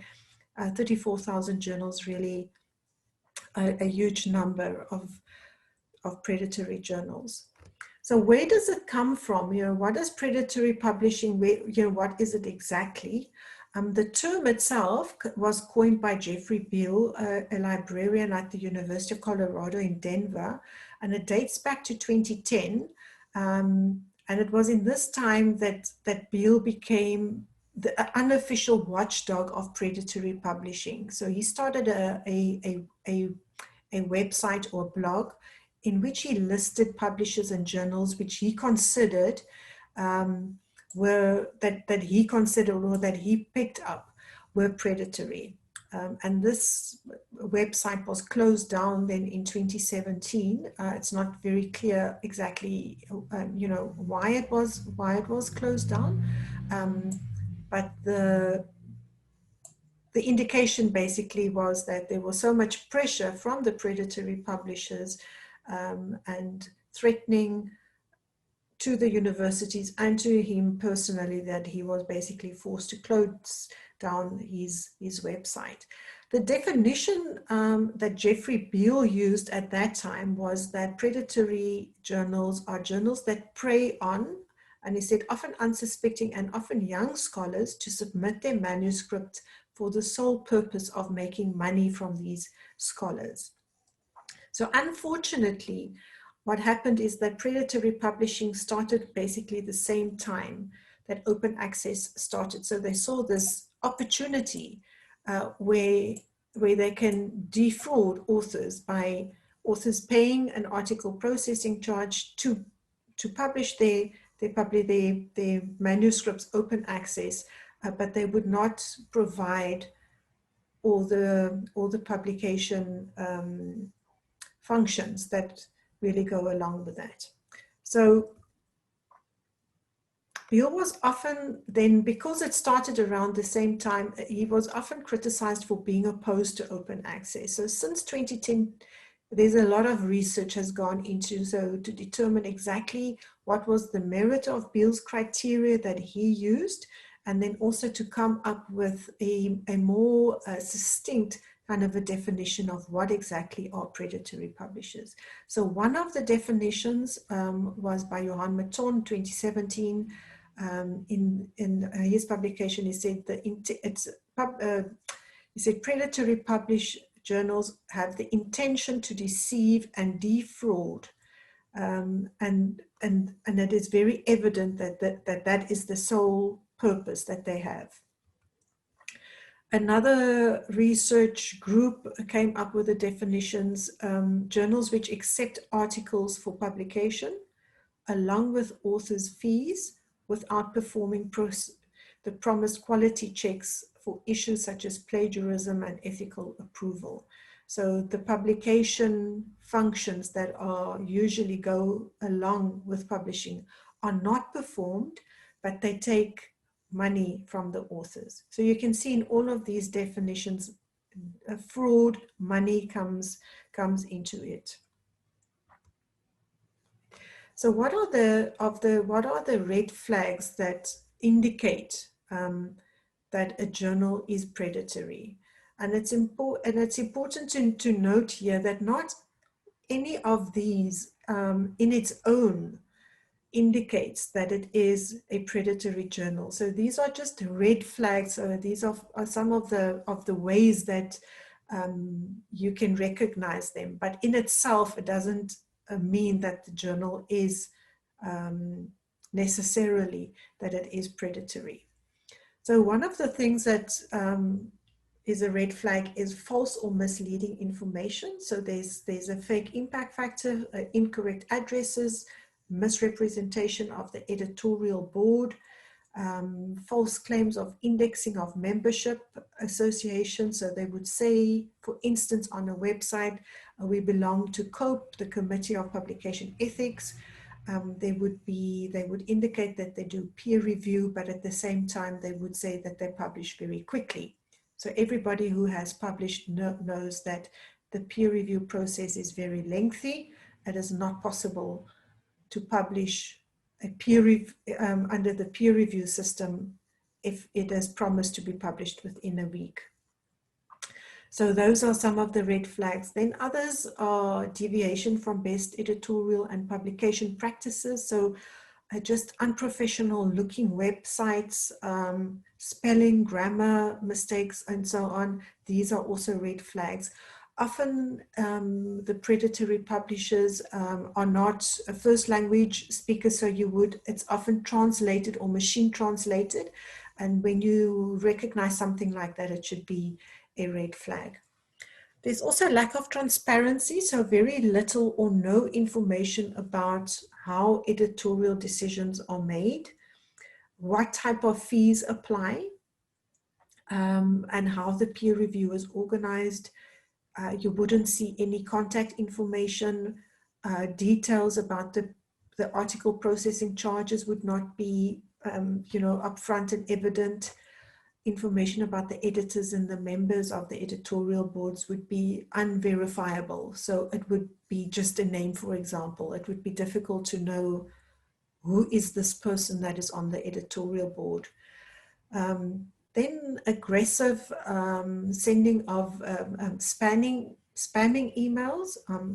So in itself, this is not a predatory journal, but it is a very strong red flag that it might be predatory. So excessive flattering tone within the email, and then inviting researchers to send their manuscript. Right, so these predatory publishers, they buy data illegally, or they also scrape the internet to find the names of researchers that have published or that have spoken at conferences or have recently graduated. So they know that there's a thesis that has been written. So they scrape the internet to get hold of names, and they send out bulk emails asking for your manuscript. Right. So these are not all the red flags, but these are the most common red flags that you should be watching out for. But it is important to distinguish between what is really deceptive, what is predatory, and just what is a poor journal. With other words, like just a sloppy journal, where the journal, for instance, has been set up within an academic department, within a university, and the editorial team they don't have the capacity or the knowledge or the experience, to really run the journal well. That does not mean that it's a predatory journal. That just means that it is not of a high standard. So I want to differentiate, and through this differentiation, try to make it clear what is predatory and what is just a poor journal. So if you're looking at what is the predatory, on the predatory side, which is clearly deceptive and fraudulent, this is non-cumulative. So with other words, any of these attributes that I'm going to mention now, from this, you can gather that it is a predatory journal. It's you don't have to see all of this. Even if you see only one of these characteristics, it means that it's a predatory journal, right? So if it provides false information about performing peer review, that's the first one. False information about the editorial board. And then false information about the location of the journal. So this is something that you should always check on a journal's webpage. Where is the journal physically located? And you can even use Google Maps to check the street view, whether there is really, such an address, for example. False information about the journal's impact factor. So very often these predatory journals would just make up a number and publish it to create the illusion that the journal is indexed and that it has an impact factor. Also, when it provides information about indexing services, which is false. So you would see sometimes that it is indexed in Scopus, indexed in Web of Science, but clearly when you go to Scopus or Web of Science, you would not find the journal. Okay. So keep in mind here that that Google Scholar is not an index. Google Scholar is a search engine. So any journal can basically be in Google Scholar. So if it mentions, for example, that the journal is indexed in Google Scholar, that would not be false information because it would probably be there. But if it says it's indexed in Scopus or Web of Science and you check and it's not, then clearly false information is being provided. Right? And then also false information about the costs involved in the publishing. So this is difficult to know. Often the journal would not refer to any cost at all. It would say that it's open access, which per definition means usually that there is a cost unless it is sponsored by an institution. So it would say it's open access, but it would not mention any specific cost until you have submitted your manuscript and then you receive an invoice. Right? But this would clearly then be a predatory journal if it provides false information about the cost. Right. On the sloppy side of journals, you would get journals where the papers, if you look at the papers, they would just seem of poor standard, and they would hardly be academic, for instance. So this could just be inexperience or incompetence, but it is not meant to defraud anybody. Then when the scope of the journal is too broad, that's usually, these are academic, we're looking at academic journals. So usually the scope and the subject area would be very clearly defined. If this is not so, if it is accepting, almost anything from any researcher, the scope is too broad, and this is not, this is poor editorialship. Unless it says that it's a multidisciplinary journal, of course. Then if it accepts or solicits out of scope of papers, so very similar to the previous point. So there's not clear guidelines and clear indications of or rules in place of what kind of articles, what kind of research is it that we want to publish. That's also, it's not defrauding, it's not deceptive, it's just not good standard. If the website lacks important information like the submission requirements and processes, that's also poor standard, but it's not fake news, it's not defrauding anybody, it's just poor. And if the journal is not indexed, it usually means that most journals want to be indexed in Scopus and in Web of Science because it increases the visibility of that journal, increases the readership. So they would apply for indexing. If the journal is not indexed, it usually means that it's not complying with the standard of the indexing services. unless, of course, it's a very new journal and it just hasn't been indexed yet.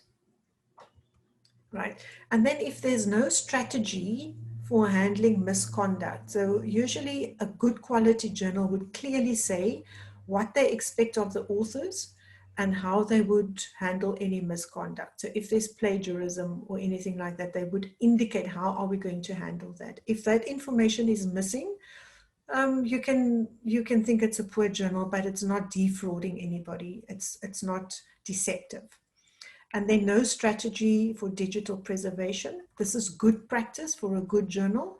If there's no strategy for that, it also means that your manuscript can get lost.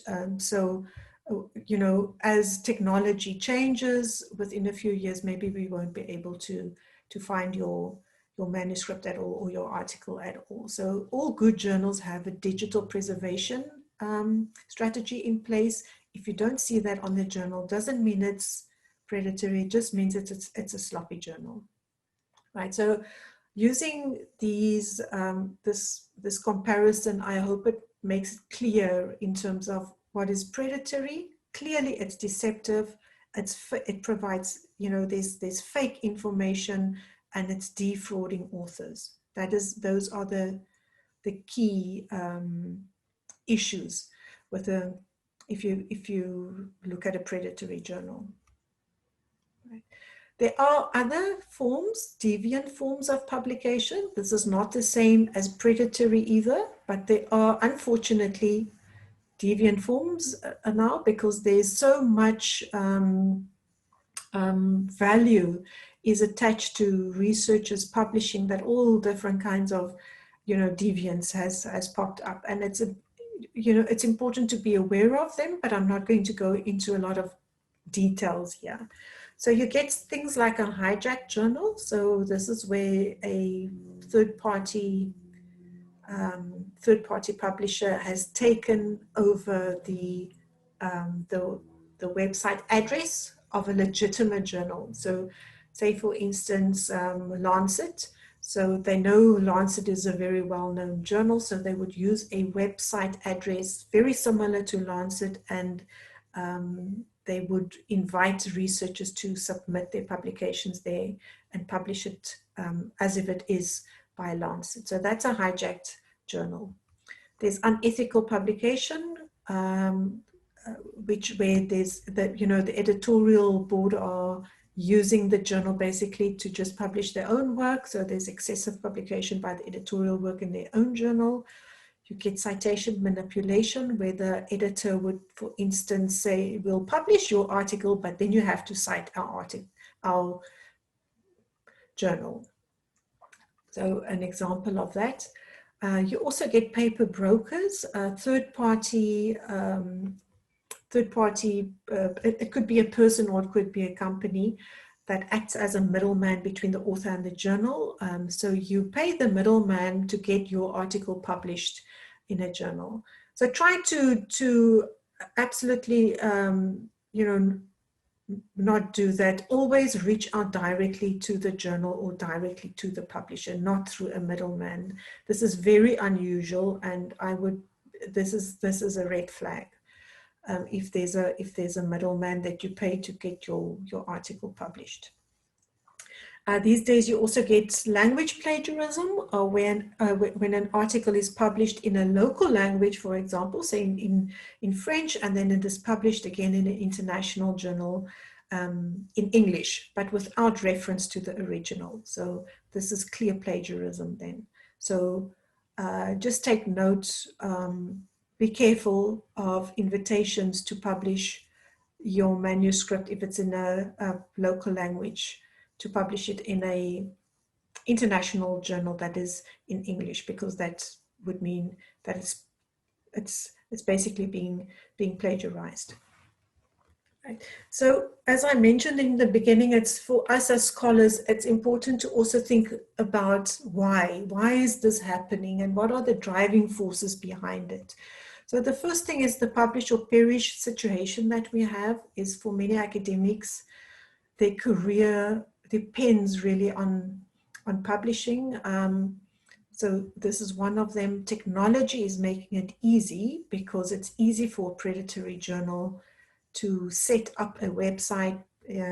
Through internet scraping, they can find email addresses so they can spam scholars, and they can also receive electronic payment. So the whole online environment is also conducive for this. The inexperience of researchers now, so especially the past year, I must say, where researchers are working online and they're not directly engaging with librarians, for example, who can help them, who have the expertise to help them distinguish between bogus impact factors and so on. So it really burdens the researcher itself to have to do a lot of investigation and research into journals, which they don't often have time for, and then accidentally send their work off to a predatory journal. Or if you get invited to submit your publication, even better, because then you don't have to do any investigation yourself. And then, probably the main thing behind this, the main driving force, was the unfortunate exploitation of the open access model. So really misusing this pay-to-publish model. And this is really very unfortunate because in a conventional journal, the journals generate revenue by selling them to libraries. In the open access, where the author pays. And this has made people afraid of open access publishers, where in fact there are many strong and very good open access journals. And they are also published by well-respected publishers like Elsevier, and journals like PLOS and Biomed and so on. So not to fear the open access model, but to keep your eyes very wide open for all the red flags that I've mentioned. So what is the impact? So really this is where it is very concerning, because there's a lot of impact actually. So there's usually monetary cost to institution. Many of these predatory publishing have a very high fee. So there's monetary cost there. There's also reputational cost, because once you've published in a predatory journal, it's almost impossible to reverse that. So that will always be, it's on your CV. I mean, all publications are, open for anybody to see. It's so it will always be to your. It will have a negative effect on your reputation when you apply for funding, when you apply for a promotion or for academic rating, a prize, an award, and so on. Of course, the research time and the research funding has been wasted. And then, just generally, technically speaking, because the predatory journals don't do any archiving, indexing, it really means that your article is just lost. The main effect is basically that it compromises the entire science system. And it was well said by the researchers that I quote here, Erickson and Helgeson, is the phenomenon has the potential to seriously affect the scientific community and also pollute the societal and political landscape, and thus seriously undermining progress and public trust in science. Dubious articles do get cited in the literature. Right. So everything that we believe in science and what we worked towards is really undermined by this, because the predatory publishers publish anything and it is not, and it cannot be trusted. I want to show you a few examples of websites where you can see some of the red flags that I've mentioned. So on this page, this is, the typical spamming that you will see. And as I mentioned, you'll see that flattering language there, esteemed researcher, but you've just finished your master's degree, now you're already a esteemed researcher. So using flattering language, and sometimes also threatening language. And then it would be signed something like editor-in-chief, but not a name provided. So that is, be cautious of that. This is an example of a journal's predatory, this is a predatory journal that was identified as a predatory journal. This is what the website looked like. So you can see that clip art was used as the brand images. Normally a journal would have a well-designed brand. So this is a bit suspect. You would see that some indications that the text was copy-pasted, where you see those little stars or question marks, usually an indication in the text that there was copy and paste used.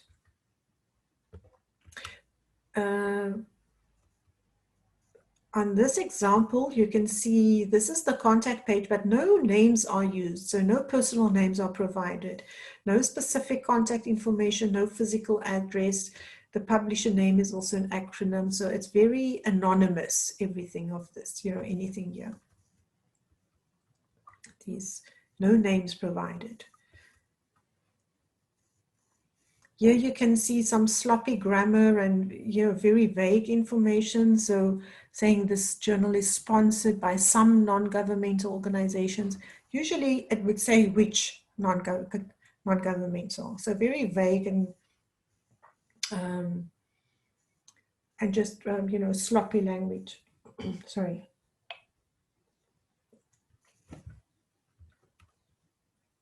Here again, you have a website of a predatory journal which used a random library photo. So this is just taken in a library. It was taken from the internet and used as the brand image of the journal. It's also using some dubious metrics like ICV, which is associated with Index Copernicus, and I'll come back to that. So impact factor is mentioned here, where if you go and search for this journal, you will see that it is not in the journal citation reports. It's not in Web of Science, so it does not even have any impact factor. So this is fake information provided here.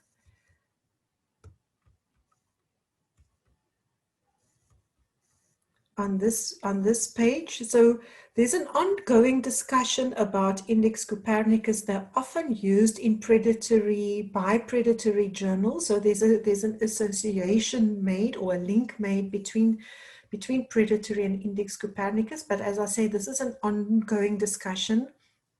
It's not clear exactly. They're based in Poland. What we notice from this page taken from Index Copernicus is that these are free stock photos as well that we used used as the contact persons working for Index Copernicus.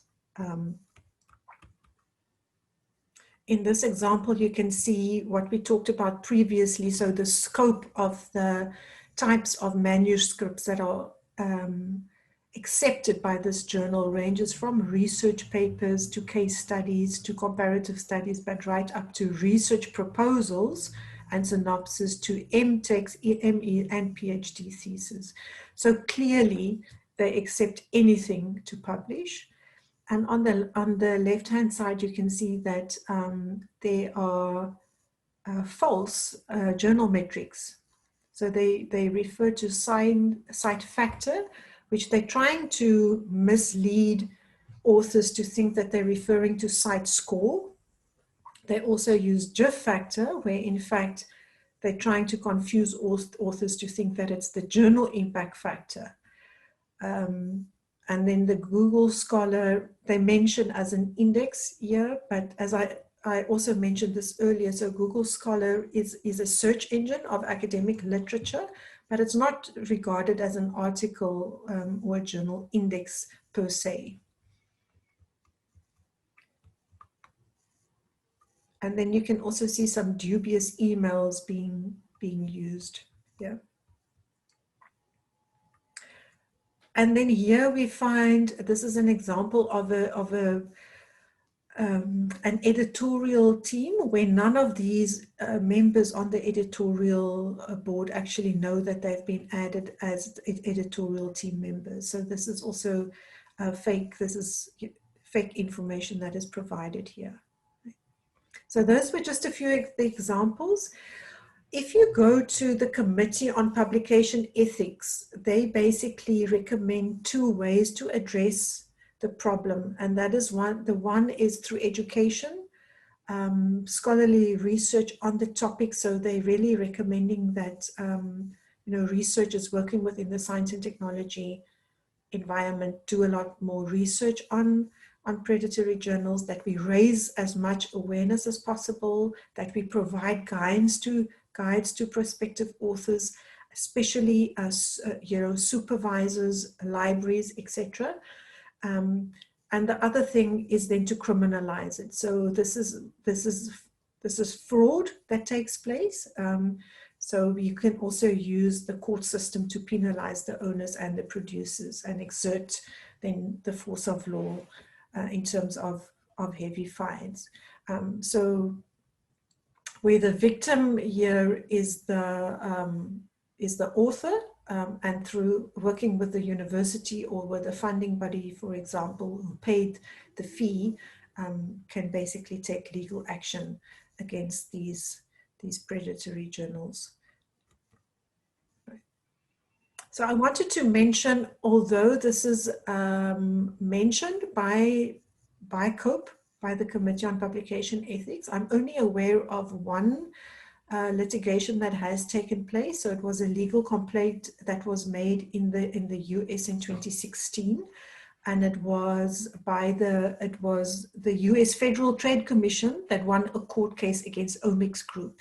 So this is a well-known predatory or notorious predatory company based on deceptive marketing claims about their journals and conferences. So that was the basis then for taking them to court, and the court eventually did impose a fine of approximately 50.1 million USD on the Omics Group. So this is an example where court action was taken, and it was won against this predatory company. So what can we do about this? Coming almost to the end of my presentation here is that there are different ways that we can, firstly, to be aware of them, of all the red flags, look out for them. You can use checklists. There are quite a few avoid lists. The Beals list, unfortunately, is not being it's not being updated by Beal himself, but there are anonymous members that are updating it. And you can find historical information there. There's the Scopus discontinued list. So we've on an annual basis, we reevaluate all the journals that we have in Scopus to make sure that they are not predatory. We remove them, we publish them in a separate list to show that these journals have been discontinued. There's the directory of open access journals delisted. So a lot of lists, there's Trigalians, there's the Cabal International list, which is a subscription database. And the literature tells us that there are more than 90 such lists. So a lot of lists that give us information about predatory journals. We can't use all of these lists. I mean, nobody can go through so many lists. So what we actually recommend is to rather use the trusted lists. Any journal list that you know has gone through, where the journals go through a selection process, like Scopus, for example. Every of the 24,000 journals in Scopus has gone through a selection process.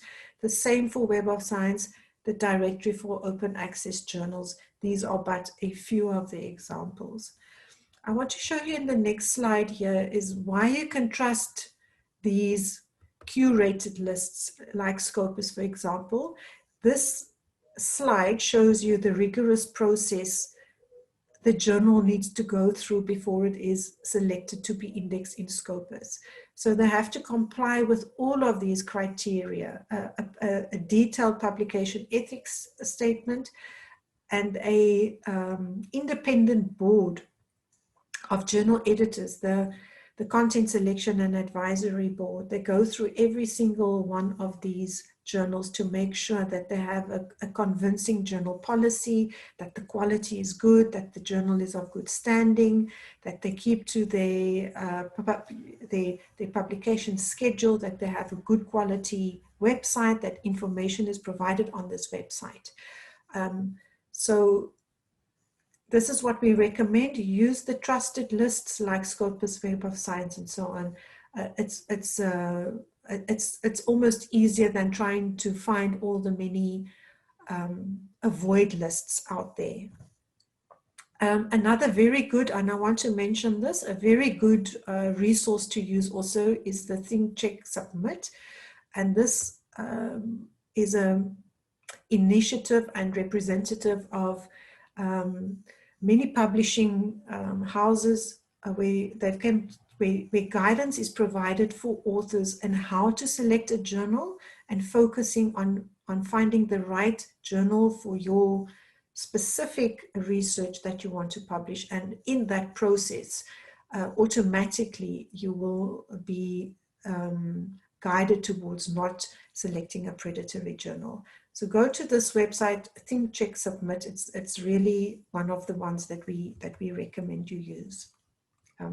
So I'm going to answer up front because this is a question I always get. So, oops, accidentally, I submitted to a predatory journal, and what can be done about that? So if we go to COPE, to ask them about what is the withdrawal of accepted manuscript from a predatory journal, the advice that they provide on their website is to request a withdrawal if you have not paid the APC yet. So if you've not paid article processing charges, ask for a withdrawal immediately when you find out that it's a predatory journal.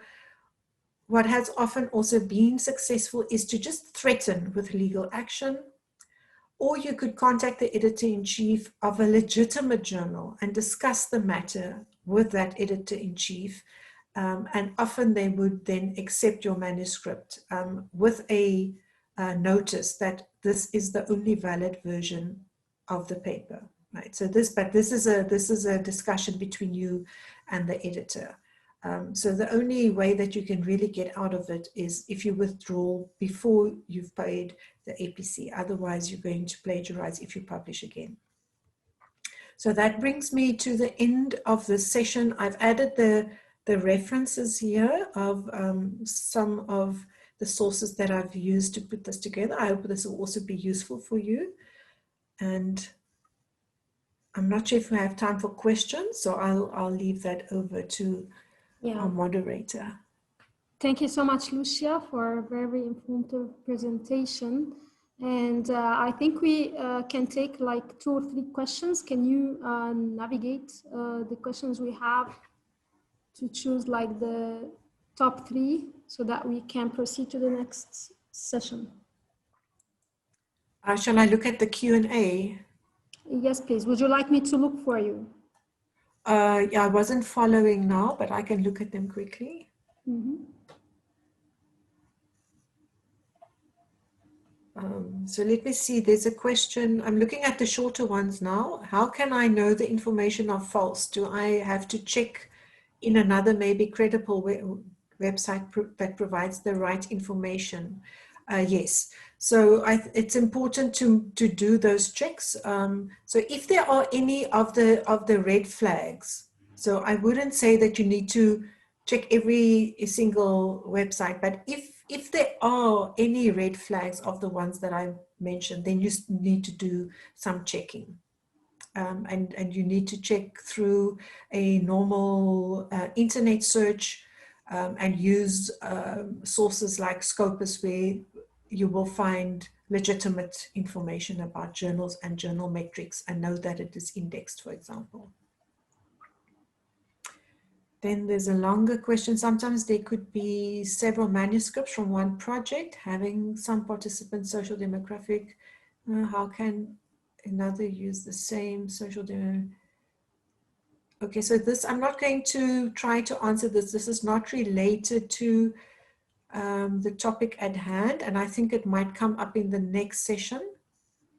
How will a potential author know all these things about a predatory journal are false? Exactly, yeah, as I mentioned, if you become aware of any of the red flags, then you need to follow that up. If there are not red flags, it's not, I don't think you need to do all of these checks.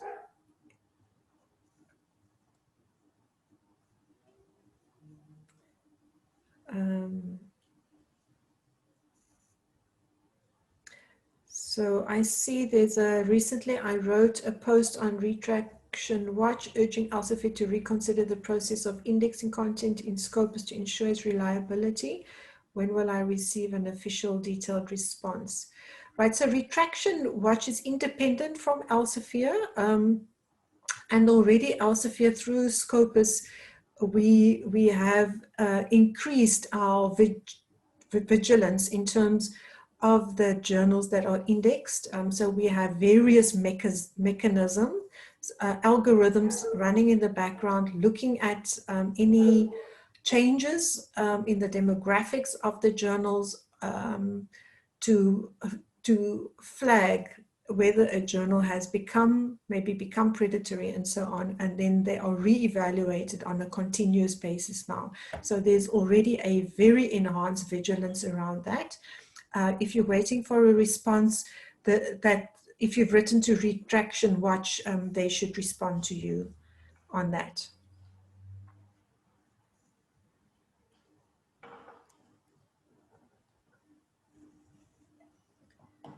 Let me see, is the Beals list really the benchmark for ascertaining predatory journals? There are cases of some Scopus index journals captured under Beals list. Right, so Beals list was basic. Beal had to close down his service. There are anonymous members that are trying to keep the lists up to date, as there is no one single authoritative list on predatory journals. And I don't think there ever will be, because these journals start and stop continuously. So it's very difficult. There are, illegal practices, and they hide themselves very well. So there's no one single list to do that. So we have found some predatory journals in Scopus, especially in the beginning when they started, where journals started out as being legitimate and turned predatory over time or were hijacked. These have been removed, and we've published all the journals that have been removed from Scopus are published in the list of discontinued Scopus journals. So you will find that also on the Scopus website. I think I'll take one more question. What do you think about journals that ask for publishing charges and it costs the same as an open access journal? I'm not sure exactly if I understand this question, because it would usually be an open access journal that would ask for a publication charge, and that is fine, because that means that the article is then made available to all readers and not only to subscription journals. But sorry, I'm not sure I understand that question completely. Could you display the trusted lists again? I can do that, but I really do want to stress here that these are but a few examples. So I think I've only listed 3 journals here, but there are subject specific lists that I haven't mentioned here. So Scopus, Web of Science, they have very rigorous selection criteria for journals to be indexed in these sources. Also the Directory for Open Access Journals recently also became a lot more vigilant and also had to remove some of the journals from these lists. So these are only 3 examples of the trusted lists. So I hope that helps.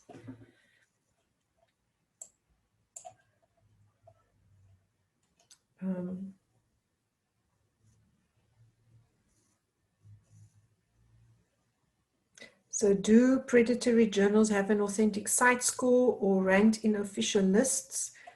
No, this would be one of the flags that would indicate to you. So a predatory journal, if it was accidentally listed or it became predatory in Scopus or Web of Science or one of those indexes, it would be removed. So it would not have a site score or a journal impact factor, and it would be removed from any official lists. We have seen an increase actually in journals that appear to be legitimate, and then they very quickly after they've been selected to be indexed, then they become predatory, or then we can see the true colors. So we rely also a lot on feedback from authors, from librarians, anybody that notices anything suspect about a journal to alert us as quickly as possible so that we can remove them. Right, I think I'm going to there's a please, sorry, the last one, please share the link of Publication Ethical Committee. I don't think I've got that. Maybe, I'm not sure if we're sharing the slides, but if it is in the slides. So let me just check if it's here. But this is very easy to find if you just Google. Oh, here it is. So https publicationethics.org. So if you just use that, yeah, can you put it on the page. chat, Lucia? Maybe during the next session you could. Okay. Yes, I can do spend some that. time answering some questions by typing and putting some in the chat for the participants to visit later. I can do that. Thank you very much. Thank you so much, Lucia, for taking time to answer the questions. And hereby I proceed to the next session, the publishing models and differences between these models. And let me welcome our next speaker, Khaled Chalen, Customer Consultant for Africa. Thank you, Nadine. So it's already been a long event, I would say. So for the upcoming 30 to 35 minute stops, I'll be covering with you a little bit of an introduction on publishing models and open access. My name is Khaled Chalen. I'm a core research solutions consultant working for Africa in Elsevier. I just wanted to start this presentation here.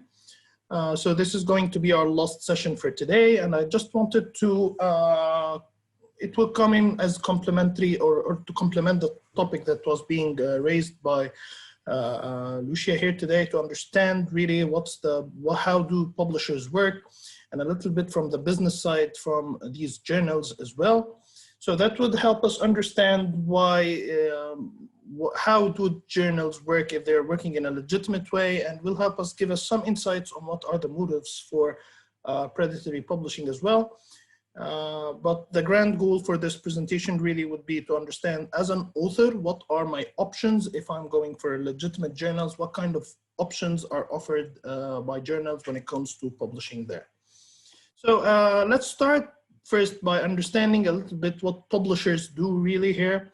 So it's been all a continuation of the dissemination of knowledge, starting with printing, and ever since the conception of the very first journal in 1665. So Henry Oldenburg is considered to be the first editor and the first commercial publisher for a scientific journal, working with the philosophical transactions of the Royal Society. And there are four main roles for what publishers do. What's the role of scientific publications when it comes to the grand scheme of pushing knowledge forwards? It's the registration. So there's always a part of having a timestamp to when an article was first published, and actually it establishes precedence in determination of who actually reached this scientific discovery first. And then comes a second part, which is the certification, because the process the journals work with, the peer review process, is built to ensure the validity and the integrity of the scientific content being shared in the scholarly communication. Then comes a part where once we have a certified content that has been peer-reviewed and checked by specialists in the field, then comes the part of dissemination, how to spread that knowledge, and we're speaking now how to spread that knowledge worldwide to the entire academic community and beyond that as well.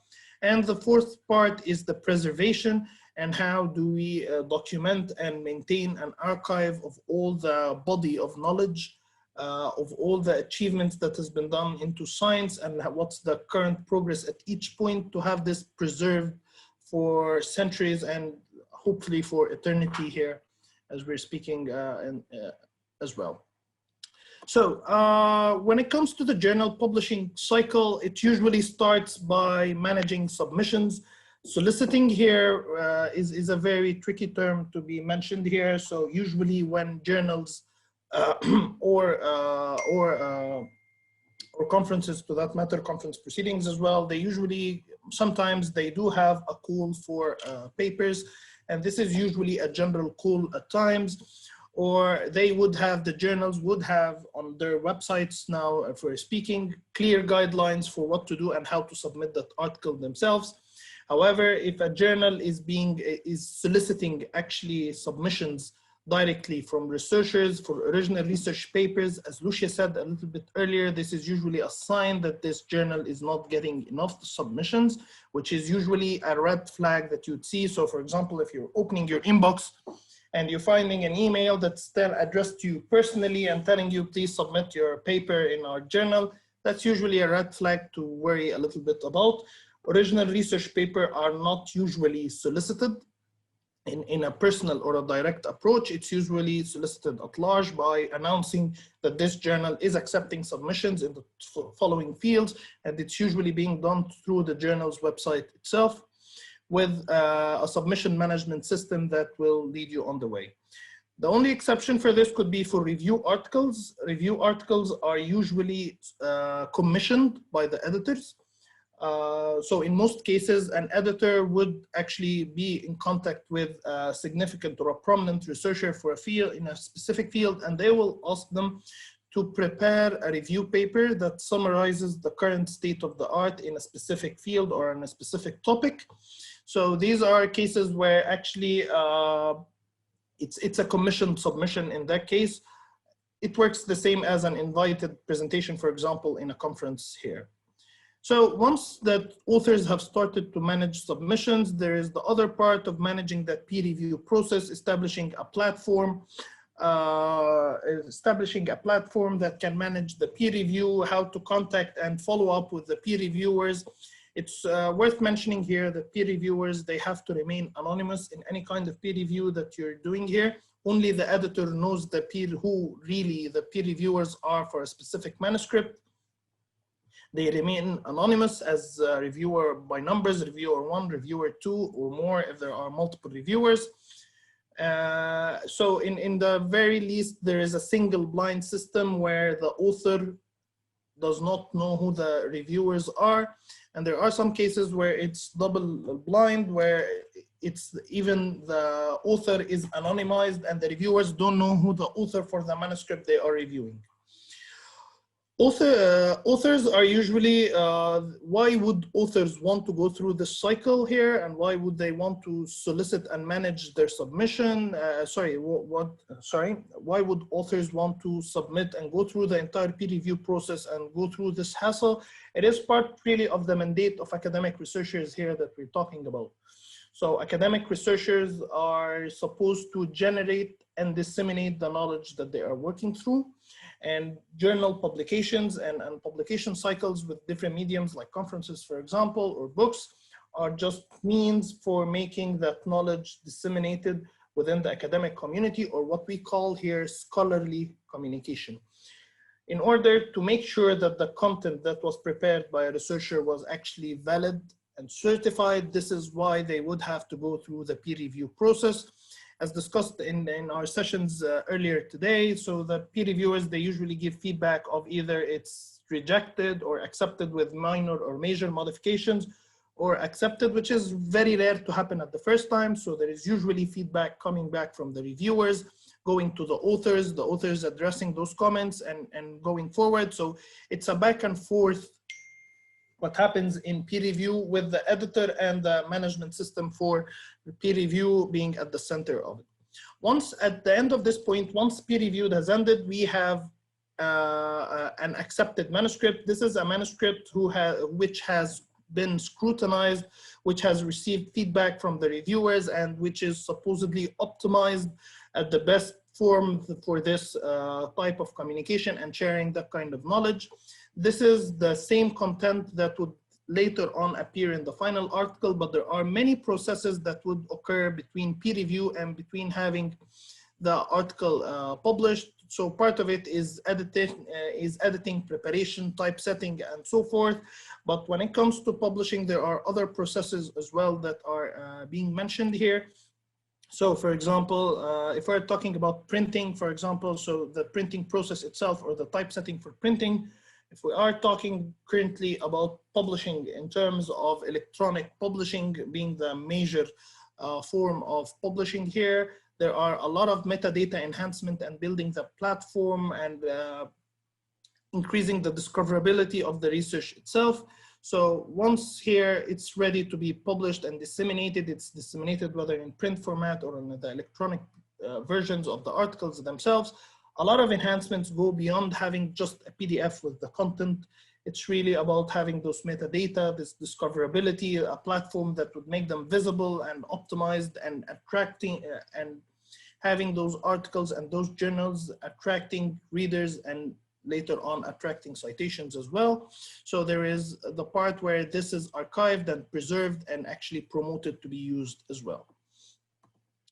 So for the first part, so that's a little bit of few pointers on peer review. We've gone through many of these today. There are online peer review systems. So for example, Elsevier has the Elsevier Editorial system. This is used by the journal editors to communicate with the authors, with the peer reviewers and so forth. And the websites for journals themselves should have a link within the submission portal, and I'm talking across all publishers, and they should have very clear guidelines on how to prepare and how to submit the journal itself for publication, and what's the business model really here that's being employed by the journal itself. So the part with editing and preparing, so there are multiple phases where the same article goes through, and that will be very important to revisit while we're talking about open access models here. So there is the preprint, and the preprint means that the manuscript as prepared by the author without going through peer review. So this is, in publishing terms, this is more really of the raw material here that's the input for the entire publishing process here. This is what the author have prepared, and this is what they have submitted for a journal to be considered for peer review.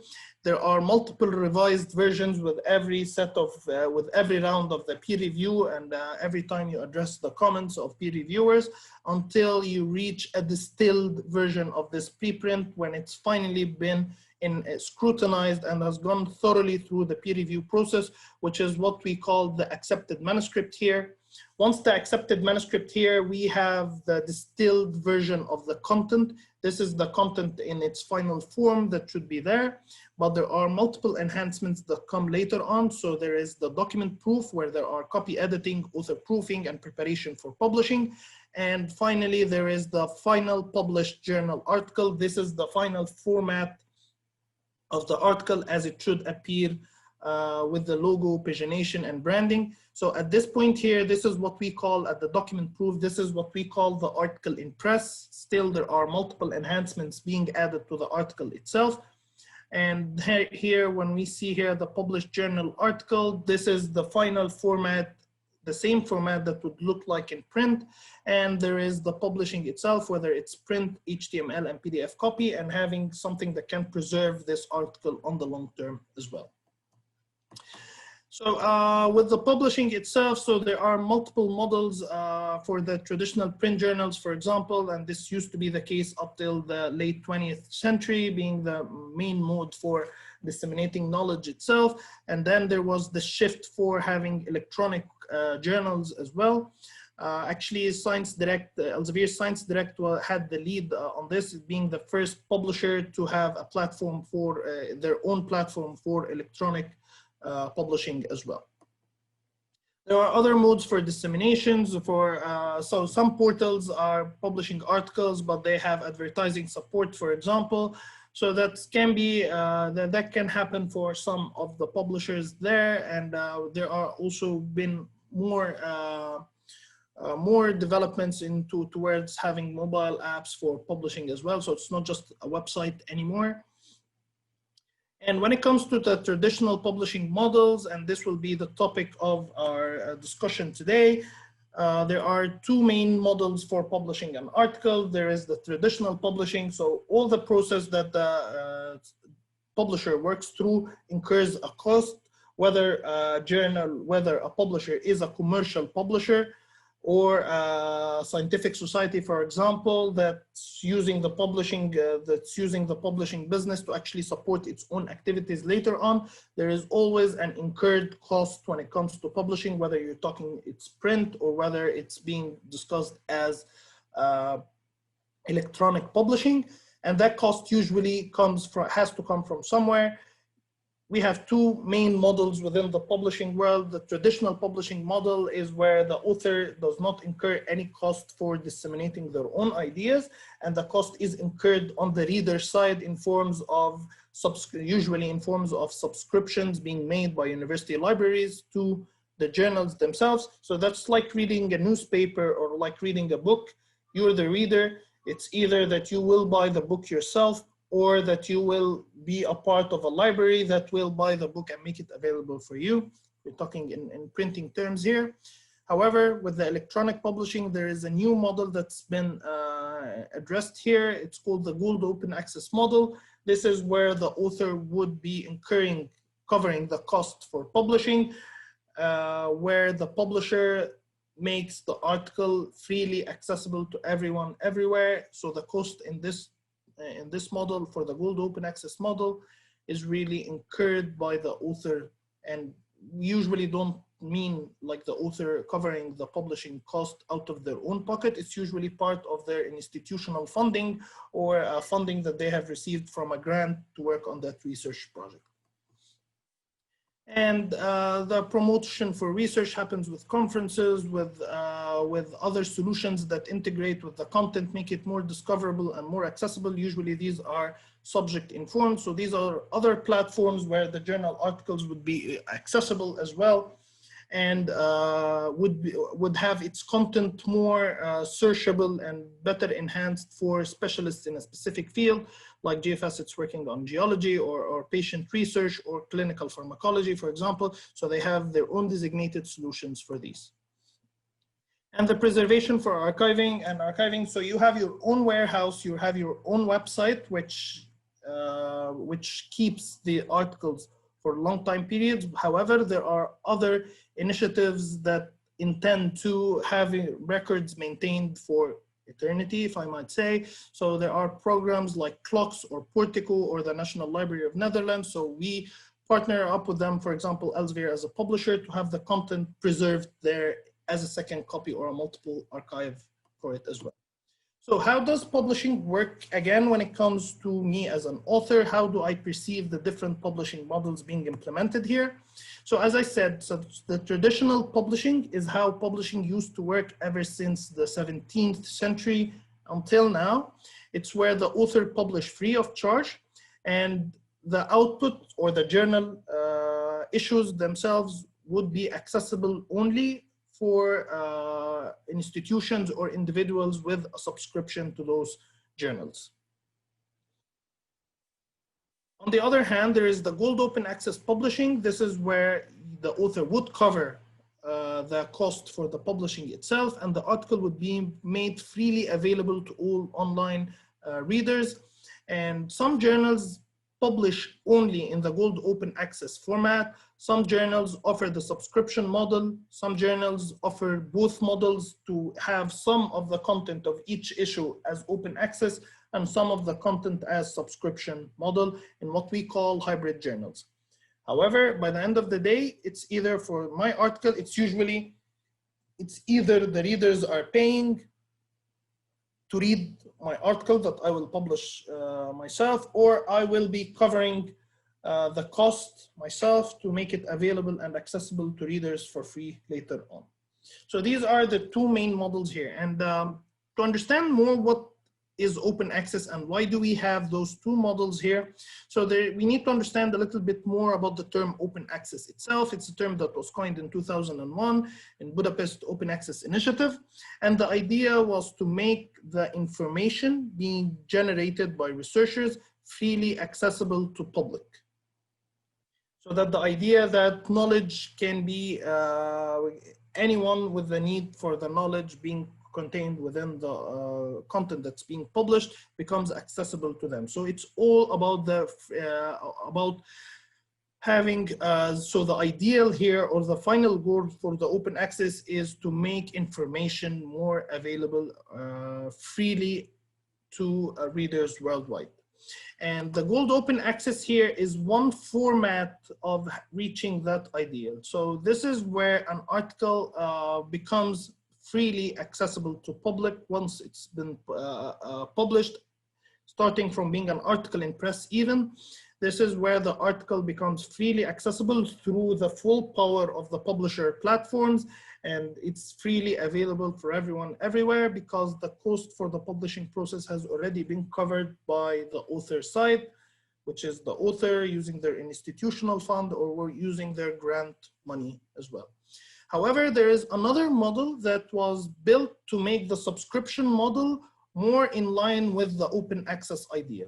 So the green open access model that you see here is actually a subscription model, but it means that under specific terms, the content of the paper that was published could be made freely accessible to readers worldwide by the author themselves. So what happens is, after the green open access idea here is basically this.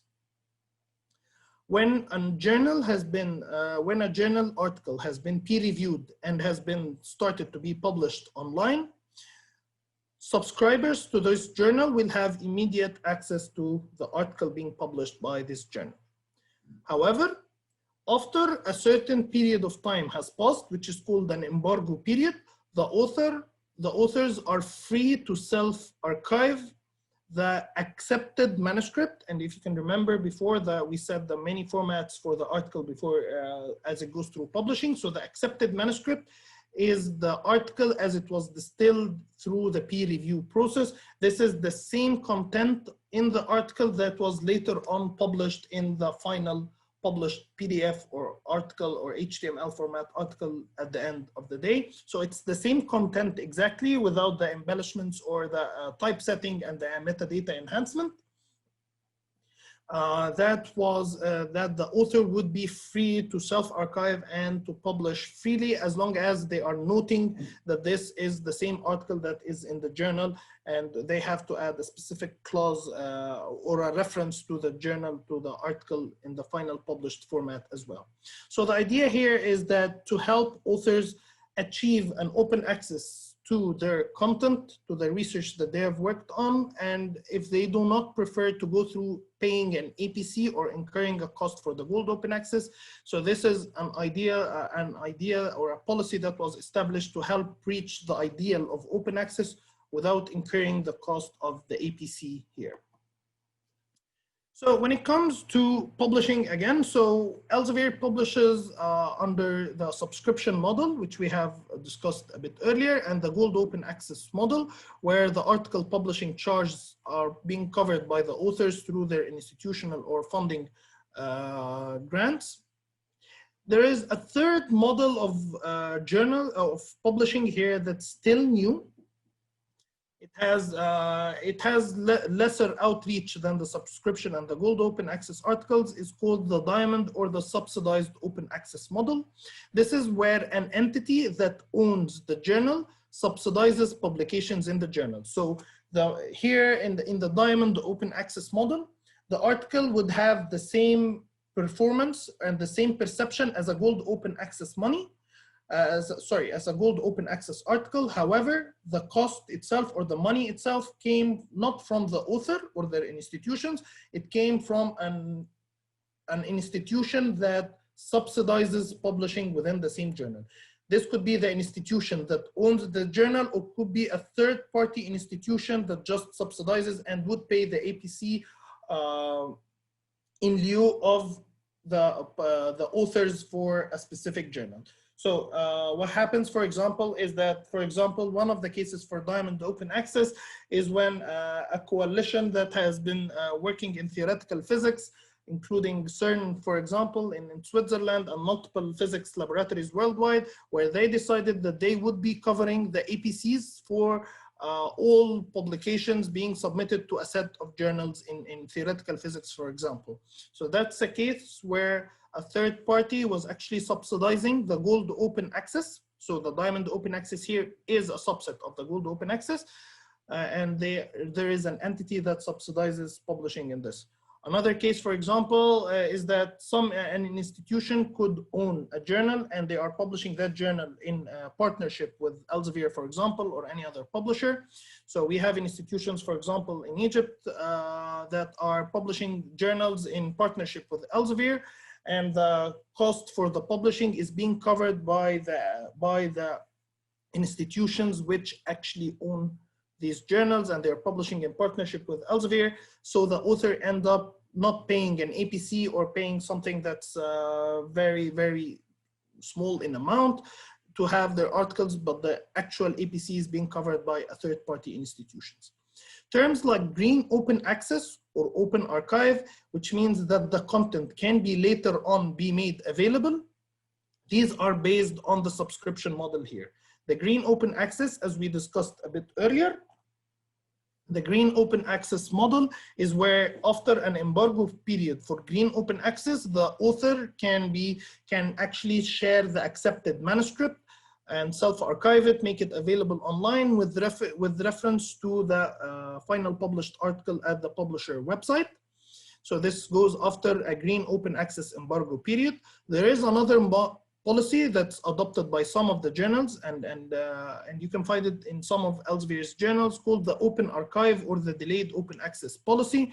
So this is where the publisher itself would make that article after a specific period of time become as if it were gold open access, meaning that the article on Science Direct in the case of Elsevier or on another publisher's website would become freely accessible to everyone for good. Okay? So this is called the delayed open access model. So for example, a case with some of Elsevier's most elite journals with Cell Press, for example. So Cell is one of the most prestigious journals that's being published by Elsevier. It's the top journal when it comes to biological fields, for example. So Cell publishes subscription model articles. They can make exceptions for accepting gold open access as an exception because the research was funded by a specific funding body with agreement with Cell. So that would be an exception to accept gold open access articles.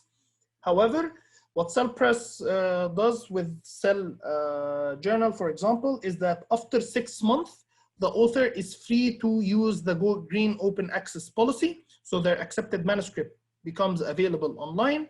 And after 12 months, the Elsevier itself will make the article become open access on its own platform in what we call the open archive policy. So the article is accessible on Science Direct for free after it's been published by 12 months. After 6 months, the author are free to share the accepted manuscript wherever they want with some restrictions or some specific policy terms, but they're free to share the accepted manuscript online. So there is a common misperception here is that the majority of the articles that are being published will require the authors to pay an EPC. However, about 70% of the articles being published worldwide till this day are still published under the subscription model, where the authors are not paying for an EPC. However, gold open access is growing fast. And there is more calls to have journals become completely gold open access, especially coming from Europe, for example. So it's already picking up pace. However, still to this day, the majority of articles are still published under the subscription model. So that's more of another comparison between gold open access and green open access, covering the same topics that were mentioned. Here, the public have access to the final published article, immediate and permanent access, because an open access fee, an APC, was paid by the author or on their behalf. And it's used for commercial uses, for example, is determined by a license, and we'll get to that in the next slide. And how do I publish a gold open access journal? It's simple. Go to a journal that publishes exclusively gold open access, or a journal that employs as a hybrid model. It's a subscription journals that would accept open access articles being published as well. The green open access is built on the subscription model. The free public access to a version of your article, which is the accepted manuscript, and there is a time delay, what's called an embargo period. There is no fee payable by the author. The cost has already been covered by the subscriptions, and the authors retain the right to use their articles for a wide range of purposes, and it should have a user license attached to it, as mentioned earlier. So if you want to publish green open access, there are multiple self-archiving platforms or another platforms that you could actually use to publish the accepted manuscript itself. And one thing to understand here is that gold open access articles are peer-reviewed. Okay, so paying for having your article published should not mean that you are not receiving the same scrutiny under any other publishing model. It does not mean that the journal is unethical or a predatory journals, for example. And there is immediate access to the article on the platform as well. And there are user licenses that you would need to use. If you are using the same final article version to publish it or post it anywhere, it needs to have a cross mark on it, which is already being provided by the publisher, just to make sure that if there are any later on modifications that happen to the article, for example, it was linked to a corrigendum or to an erratum, like correction forms, for example, or if the article has been retracted, there is always a link integrated within the PDF itself so that people can see if there are any updates has been done to the article itself on the publisher platform as well. So the APC is something usually between $150 and $6,000, which covers the publication costs. It's payable after the paper is accepted for publication in a journal. This is where actually the author has committed completely the article to that journal being discussed here. And the APC usually depends on the journal quality, on the editorial and technical process. There are some competitive considerations, marketing conditions as well. And there might be other revenue streams associated with the journals that could actually drive the APC a little bit down. There are waivers that can be set by case-on-case basis. So for example, you could always communicate with an editor for a workshop for a specific journal and ask them for a waiver. Sometimes editors could be able, this is not very this is not in the majority of cases, but there are many exceptions where we have seen editors applying full waivers at times, or partial waivers when it comes to the submissions being that they actually have received. And there is a program, and this usually comes with countries that are covered by Research for Life programs, and it might be granted as well. There are sometimes agreements with funding bodies. So for example, a specific journal could have an agreement with a specific funder, so they receive different rate or different policy when it comes to the APC being applied here. So the Research for Life program covers the low and middle income countries worldwide, applying different rates for discounts for subscriptions as well as publishing. So as you can see here, so the countries in orange, these are the Group B countries. They would expect from Elsevier to have 25% discount on APCs. The countries in blue would expect 50% discount on the APC, and this applies automatically for any submission being published or submitted from those articles themselves. If you come from a country that's in white, then you'll have to pay the full APC. So as I said, so there are fully gold open access journals. These publish exclusively in gold open access model, they will not accept subscription-based articles. So in other words, you would actually have to pay the APC or to have a waiver, partial or full waiver, to publish within the journal itself. There are many journals that were subscription journals or hybrid journals, but they transitioned into becoming fully gold open access journals. There are mirror journals that we have done with Elsevier. So a mirror journal is having one journal that's subscription model, and we have created another version of that journal that works with the same policy, with the same standards, with the same aims and scope and everything, but it works in gold open access model. So there are like two sister journals, one is subscription and one is gold open access in that case. Hybrid journals are subscription journals that would give the authors the choice to publish gold open access within these in what we call the hybrid uptake. So if I'm submitting an article to a hybrid journal, I would see both options in front of me. Do I want to publish do I want to publish under the subscription model, or do I want to publish at the gold open access model for the same journal here? There are journals that are subscription based and they would only make exceptions based on funding body arrangements, like Cell, for example, that I used earlier. Subsidized journals are the diamond open access journals where the APC is covered by an institution that owns the journal or a third-party institution. And there is the open archive or delayed open access. This is a policy being implemented by the journal that is subscription journal that will make the subscription-based articles become open access on the publisher platforms after a period of time. So if you are publishing gold open access, there are two common licenses that are common to use with gold open access, and there's currently been an update with a third customized license that Elsevier also provides. But in general, the two main or very famous gold open access policies or licenses here, one of them is the commercial license, Creative Commons BY 4.0. BY, it means that there should always be an attribution to the authors themselves to reshare the content there, and it can be shared for commercial purposes. This is only granted for academic researchers. If you so you can actually request, the default is to have the non-commercial license, but if you are an academic, you can actually request to have the commercial license as well.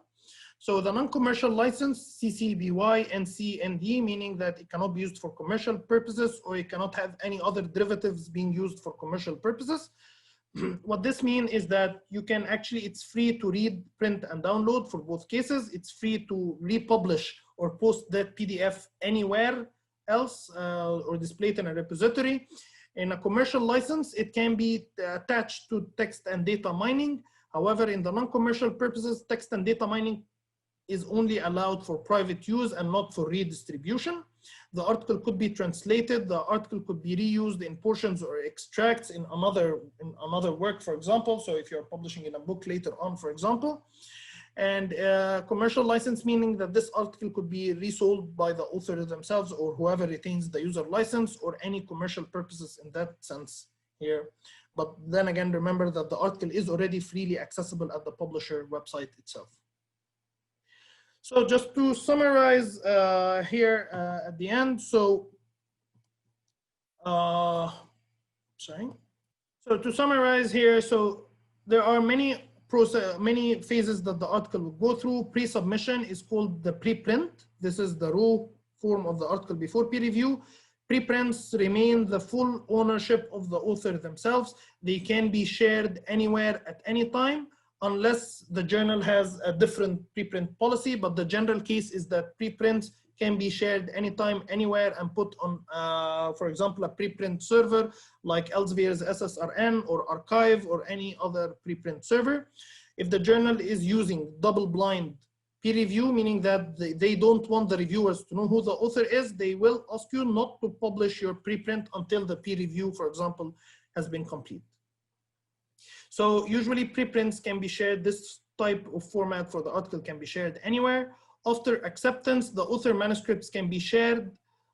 So this is once the article has been accepted, If it is a subscription model, then you can still share it privately with students or colleagues, privately on an institutional repository that's not available for public, on a personal website or blog in the accepted manuscript format, or to refresh preprints on archive and JPEG, for example, and privately on some partner sites by Elsevier as well. If you are Gold Open Access, then once it's been accepted and published, you can share it freely anytime, anywhere. And you can choose a CC BY license, for example, so you can put it on another commercial platform, for example, as well.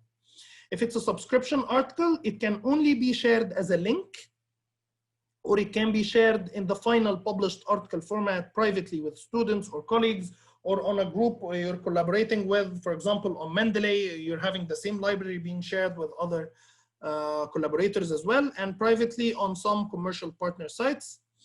One thing here that's very worthy to add is that Elsevier, if you have published your article with Elsevier, Elsevier journals would give you a special link that would work for 55 days after you have published your article. So anybody using that link will have access to the full text PDF.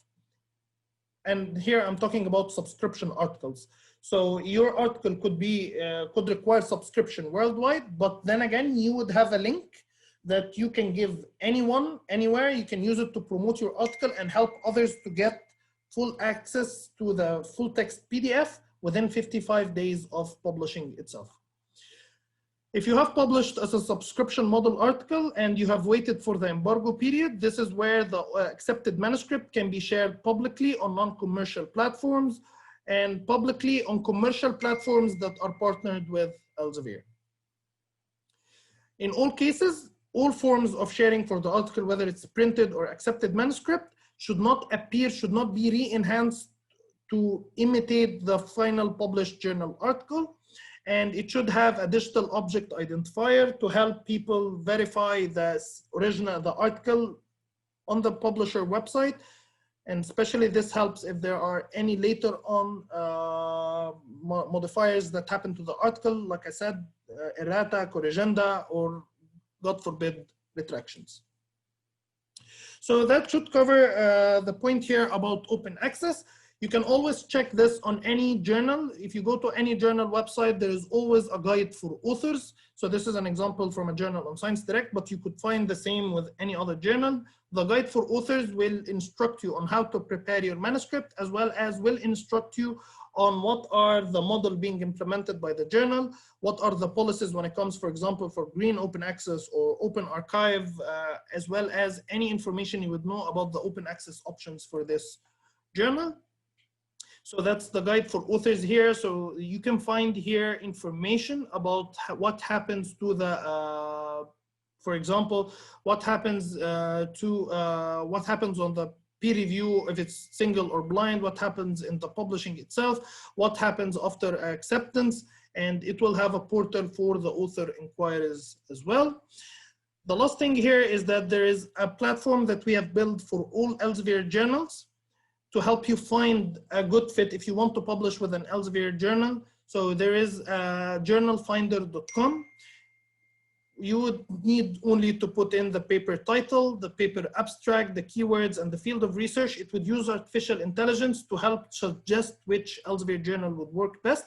And it will give you more insights about the journal itself, whether that journal offers gold open access or not, if that journal offers a subscription option or not. And you can see, you can actually filter the results by their metrics, whether it's the site score from Scopus or the impact factor from the journal impact factor report, from the journal citations report, sorry.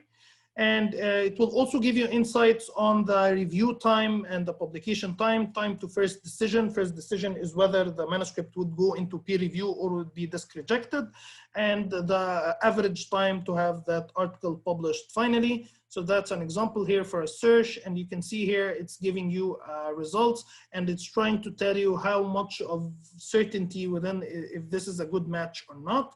And it will tell you, if you expand it here, you can find more details about the journal itself. So it's important when you are choosing a journal to summarize what we've been discussing in multiple sessions today. It's important to make the right choice with the journal, to increase your readership, to increase the citations you're receiving, to diminish publication time lag, and to influence performance evaluations and metrics for yourself and your institution. Bad choices result in cost being put on wrong footing here. Reputational cost if you have fell as a victim for predatory publishing. It even looks bad for other for other researchers to cite your article if it has been published in an unethical or a predatory published journal. And it would result also in research funding being wasted. Your good ideas could lack the visibility, so you could have a diamond in the rough by the end of the day as well. And sometimes we've seen the cases where some journals, whether they're sloppy or they're predatory, but they just vanished, and that article that you have published is no longer archived or accessible anywhere no more. So that brings us here to the end of our discussion today. You can find always more materials, more trainings on researcheracademy.com. There are many trainings on preparation for research or funding or preparing your manuscript, what goes on the publication process or the peer review itself, or how to communicate your research and how to promote your research after it has been published. There are many career path advice as well. And you can always follow us on our Elsevier Africa Facebook page, where this is being live streamed currently. And our YouTube channel has a big library of recordings of the webinars that we've been doing. So Elsevier Africa on YouTube as well. And please accept my invitation to join us in the Elsevier community Facebook group. We try and we strive to have this really as a place for promoting discussions, for raising topics, raising debates at times. So it's always have to have this free space for discussion between all of us here. So that brings me to the end of my presentation here. And this is my email you can see on screen. If you have any webinar related inquiry as well, please contact us at webinarqueries@elsevier.com. And with that, I relinquish back to Nadine. If we have any questions that are pressing, kindly let me know as well. Thank you very much, Khaled, for your presentation. Thank you for all the information presented. I think it was very informative. I hope it was as informative for the participants as it was for the rest of us. So yeah, I think we covered all the questions in the Q&A box. So without further ado, I think we took a lot, we spent like more than 3 hours. I think everyone is kind of tired now. So I'd like to give back the mic to Juliet from Academic Hive. And just before I do that, I just want to assure you all that you will receive an email tomorrow, an automatic email from Zoom. On your inbox, on your email that you used for the registration, where you will have the link of the workshop on Researcher Academy and the code to be able to pull your certificate from there. And just before downloading your certificate, you'll be asked for a survey. So please kindly answer the survey, and thank you in advance for doing that for our improvement of our next sessions and webinars. So with that, I hand it over to Juliet. Okay, thank you, Nadine. Thank you, all the participants for presenting. The workshop was really, really helpful and insightful as well. So just like Nadine has said, please register on the Researcher Academy. Yeah, Elsevier provides an academic website to unlock research potential for researchers. So that's the Researcher Academy. You can get lots of trainings, modules covering the whole research cycle there. So that's something you would want to take advantage of by Elsevier. So thank you, Nadine. Thank you, everyone. We have officially come to the close of the Academic Hive Research Bootcamp. It's been a 10-day intensive training, and today was not different from every other day as well. It's been very insightful. It's been very interesting. Please make use of the survey so that we can improve on such sessions in future. Yeah. I would also want to say something about Academic Hive. Academic Hive is not an indexing organization. I would just like to correct that. It's not an indexing organization. We do not index journals or manuscripts or whatever. I think that's Elsevier's aspect. Nadima, I hope I'm right. Yes. Yeah, so that's true. So we do not index journals at Academic Hive, but what we do at Academic Hive is that we want to promote, we want to reveal or expose the potential of African scholarship. So starting from next month, 1st of November, we will be hosting, we have a platform where we can host local journals.